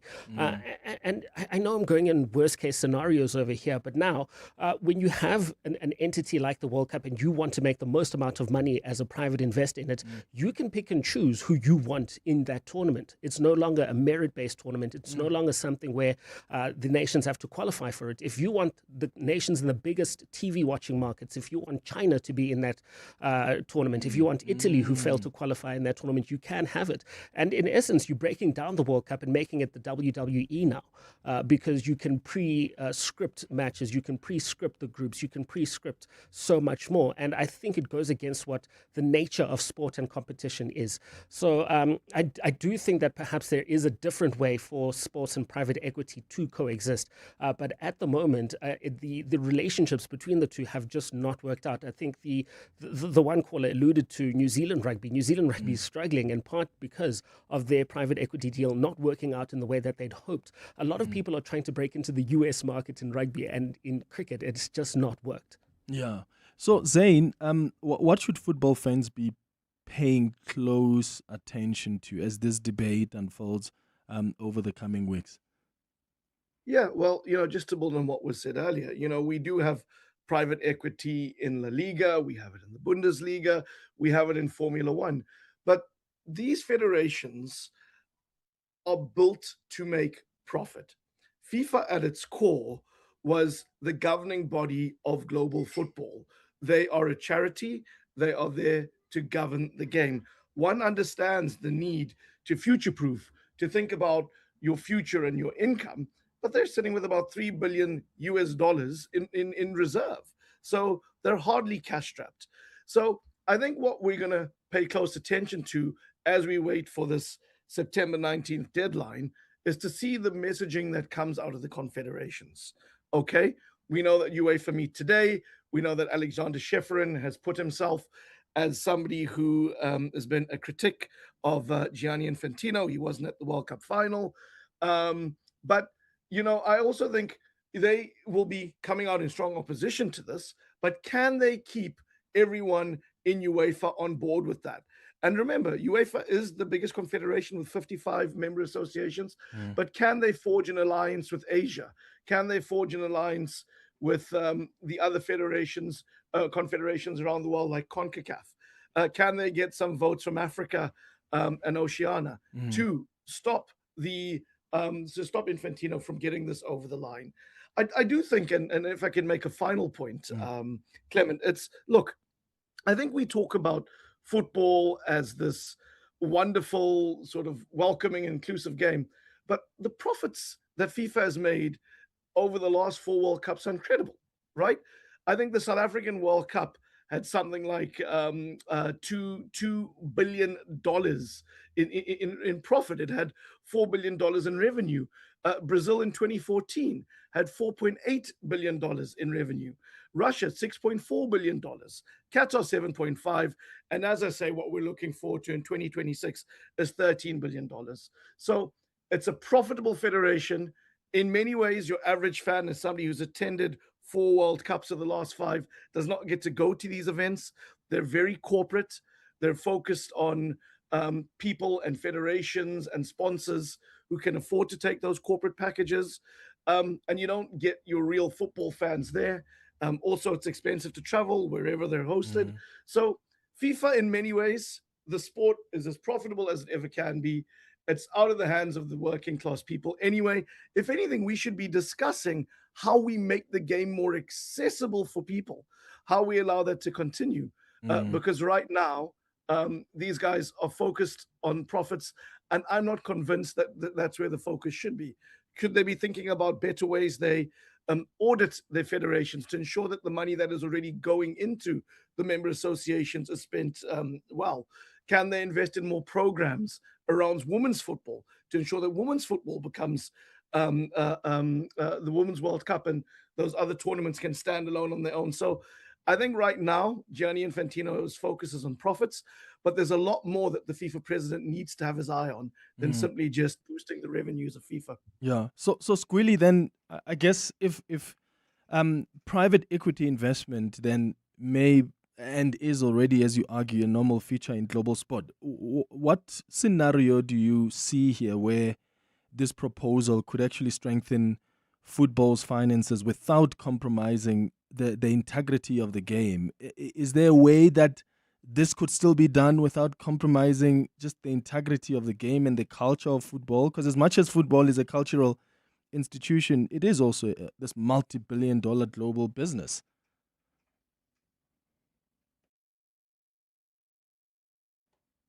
Willie, are you there? Okay, something wrong there with Squilly's. No, I am here. I was muted. Oh, so go ahead. I started yapping around while I was muted. I wanted to start by differing a little bit with my colleagues on FIFA being cash flush and FIFA not needing the money, or FIFA being an NGO, a non-profit organization. And all of that is true. FIFA is making money. They are a non-profit organization. But FIFA is responsible for 211 members. They currently today, in this new cycle, the FIFA member associations, the association federations get $8 million over a 4-year cycle. This will give them 20. Let me go back to another example. The Premier League makes four times more money than FIFA. The UEFA makes more money than FIFA. FIFA is trying to just compete and earn as much money as they can in the game that ultimately they control. So doing this for them, and if it's done properly in the interest of of the game as a whole, it's absolutely the right thing to do. And I certainly don't begrudge FIFA for wanting to get as much money as they can. They are not making as much money as they could. One of the reasons why UEFA is a bit unhappy, well, not a bit, significantly unhappy about this, is because they understand that the FIFA Club World Cup, for example, will be as big or even bigger than the Champions League going forward if this proposal passes. So there is a lot of other conversations to be had. The bigger issue for me that I have is the fact that it seems to me that the president may have just met with some people, had a conversation, he liked the idea, and he's kind of bypassed the FIFA Bureau, which is the committee, like I mentioned, the committee where FIFA president and all the confederation heads sit. There's like a 6-member panel. It's bypassed the council, which is the highest decision-making body of FIFA in between congresses, and it's gone straight to members without sharing enough information. It's the lack of transparency that's the issue. If this can be done without harming the game, without harming the accessibility of the game to the fans, without giving investors too much influence of the game, for example, where they could say, we want the World Cup in the US every 2 editions as part of this agreement, then absolutely, for me, I can see why this was working and how this could be saved. I don't think that FIFA and Infantino have managed it very well. I don't think they've communicated very well. And what could have been a good idea has been compromised by the way it's been managed and it's been communicated. Yeah. All right. It's going up to 11 minutes now before 12 o'clock. Boitumelo, I'll start with your call after the break. Just Anzalex it.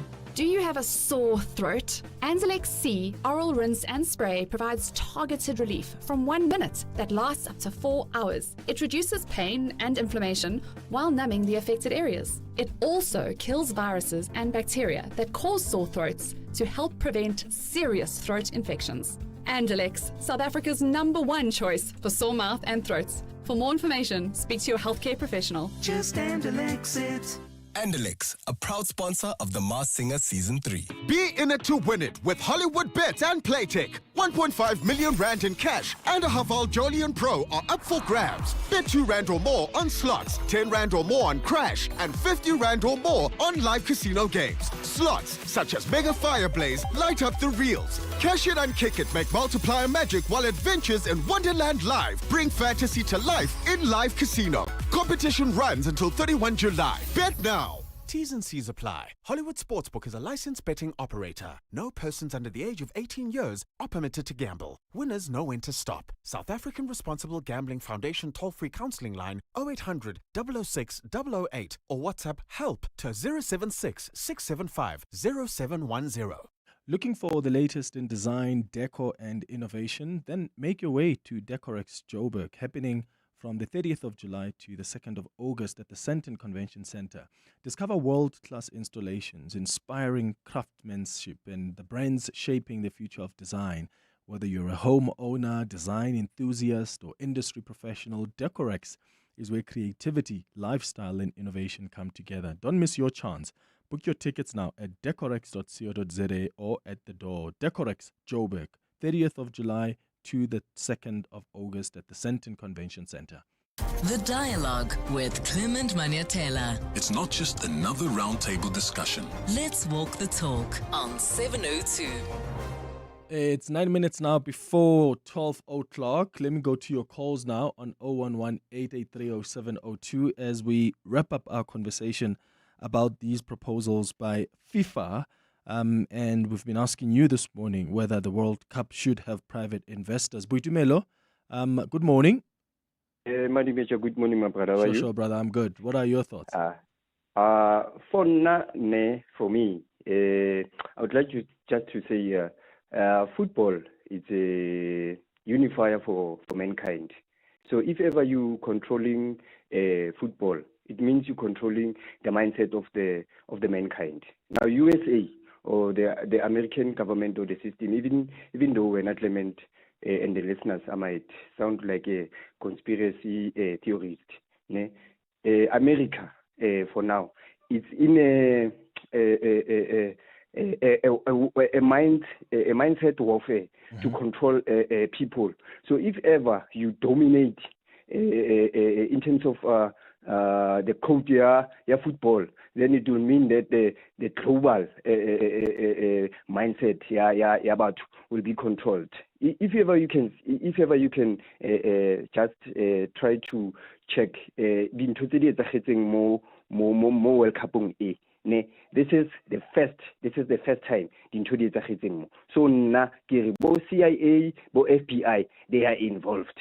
Thank you very much, Clement. All right, Bitumelo, thank you so much for your call. WhatsApp's on 072 702 1702. Clement, good morning to yourself and the panel there. Look, I think one thing we can say is America was very smitten and bitten by the World Cup bug. And unfortunately, capital now sees this opportunity to capitalize as capital does. It's a sad day for football, actually, if this does go through. What I think should be allowed and what we should allow UEFA to do is to host its own World Cup, because we cannot allow FIFA to allow this thing of 4 halves a game as disguised as water breaks when they already add breaks. It's just not the football we know, and we're not willing to change it. We're not going to change it for Trump and his cronies. So let UEFA have their way. We're done with this.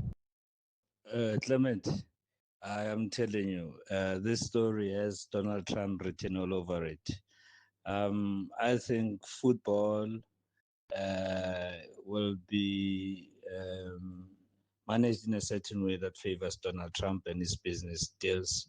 It will be manipulated.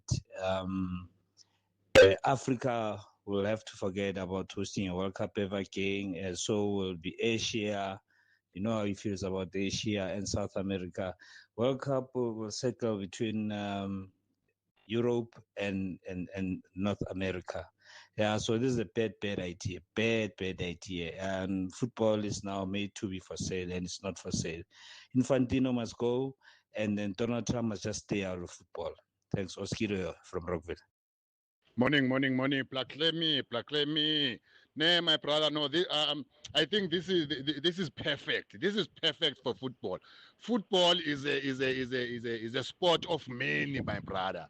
It's a sport of many. We need more money, more investors. Football will always be football, but we also need business. Yeah, my brother. No, this is a very good thing. President of FIFA, yeah, he's doing a great thing, and football will be greater than what it is today. Yeah, thank you for the investors. Let them come. Let them put more money, my brother. Yeah, then our countries will develop faster, because most football is sport. Yeah, people will develop faster. Thank you, my brother. Usmange Fosdoras. Yeah, 702, you rock. Hi, Clement. No, I completely disagree with this FIFA thingy. And I'll give you a very, very quick example. Look at boxing right now. Look at the world of boxing. There was a time where the champion didn't choose who he was going to fight. Nowadays, the champs choose who they want to fight, and they can just relinquish the belt whenever and chase another fight. Before, it was mandatory challenger. So yeah, that's exactly what's going to happen. Shivers in Boksburg. Yeah, well, thank you so much for all of your contributions this morning, and thanks to Mawande Mateza, Squili Kumete, and Zain Nabi. Thank you for joining us to help us understand more what this deal is about and what it would mean for football. It's 3 minutes now before 12. Your boss noticed. Your ex noticed. The neighbors definitely noticed. Because some cars say, I rented a car. And some cars say, I rented the car. Sani Sixt Rent a Car. Premium rentals. For people who don't settle. Choose the right car. Rent Sani Sixt on sani.co.za. Calling all wedding planners and venues, restaurants, conference centers, and hotels. Do you need tables and chairs? Home in One has it all. Do you need cutlery, crockery, table linen, and restaurant equipment? Home in One has it all. Do you need tents, gazebos, or umbrellas? Home in One has it all. Affordable prices, the latest trends, with 2 branches in Pretoria and Johannesburg. Shop online at homein1.co.za because we're your #1 choice. Home in One has it all. This past Sunday, tens of thousands showed up to walk with the people, for the people, for our Josie in the 702 Josie My Josie Walk the Talk. Thank you for taking the scenic route with us, creating unforgettable memories and showing the world that Joburg is more than just a city. It's a remarkable energy that connects us all. Here's to Joburg, here's to us, here's to 702 Josie My Josie Walk the Talk, Babize Bonke, hosted by the city of Johannesburg. Coming up on the Midday Report with Mandy Wiener. Good morning, Mandy. Good morning, Clement. What's popping? So, from bad to worse for Andrea Johnson at the Madlanga Commission today. Her subordinate now coming and piling it on, saying that she was a flip-flopper and all kinds of accusations against her. The Justice Minister and the NPA head are going to have a press conference later today addressing concerns over IDAC. The alleged killer of Witness D back in court today. Oprah Winfrey has decided to hand her school over in Henley on Klip to the Gauteng Education Department. So she had a meeting with Lebogang Maile about that. So what? Like, as in, so she's no longer going to be involved anymore? No. So she's handing it over to the school, but she wants to continue a broader scholarship program. Oh, okay. But she's no longer going to be involved in the school itself. Oh, okay. The department will take it over. And those girls that are at the school, she has undertaken to pay for the rest of their education at top-tier schools, if they so wish. Okay. And then it's Thursday, so our book of the week is My Boss, Mrs. Mandela by Winnie Mandela's PA, Zodwa Zwane. All right. Speaking of Winnie Mandela, don't miss the briefing by Julius Malema. And that. At 12. At 12 o'clock. You may hear about the Winnie Mandela light, if you will. And I say that respectfully. But yeah, Julius Malema, that's something to look out for. He's no doubt going to address the suspicions out there that exist, perceptions that have been created about his relationship with Khan, and also how he reacted to Andrea Johnson when she appeared before the ad hoc committee. So that's one thing you don't want to miss. Thank you so much for listening to the Thursday edition of the Clement Manyathela Show. Tomorrow we're back between 9 and 12. Have a beautiful day, my friends. Bye-bye. This is EWN. Good afternoon, I'm Bali Dlamini. Former IDAC head Andrea Johnson's subordinates are fighting back after she allegedly threw them under the bus during her 6-day testimony at the Madlanga Commission. IDAC prosecutor Drushanta Ramsamy, who worked under Johnson, has been testifying today. Ramsamy says Johnson was not truthful in her testimony about IDAC's decision to arrest and prosecute Crime Intelligence Technical Support head Dineo Mukwele. While Mukwele was arrested on allegations that she was appointed to the position without the required qualifications, the Commission has since established that she is in fact overqualified for the role. Alfara Mushwana reports. Former IDAC head Andrea Johnson told the Madlanga Commission that IDAC prosecutor Drushanta Ramsamy was assigned to handle the case involving Crime Intelligence's Dineo Mukwele.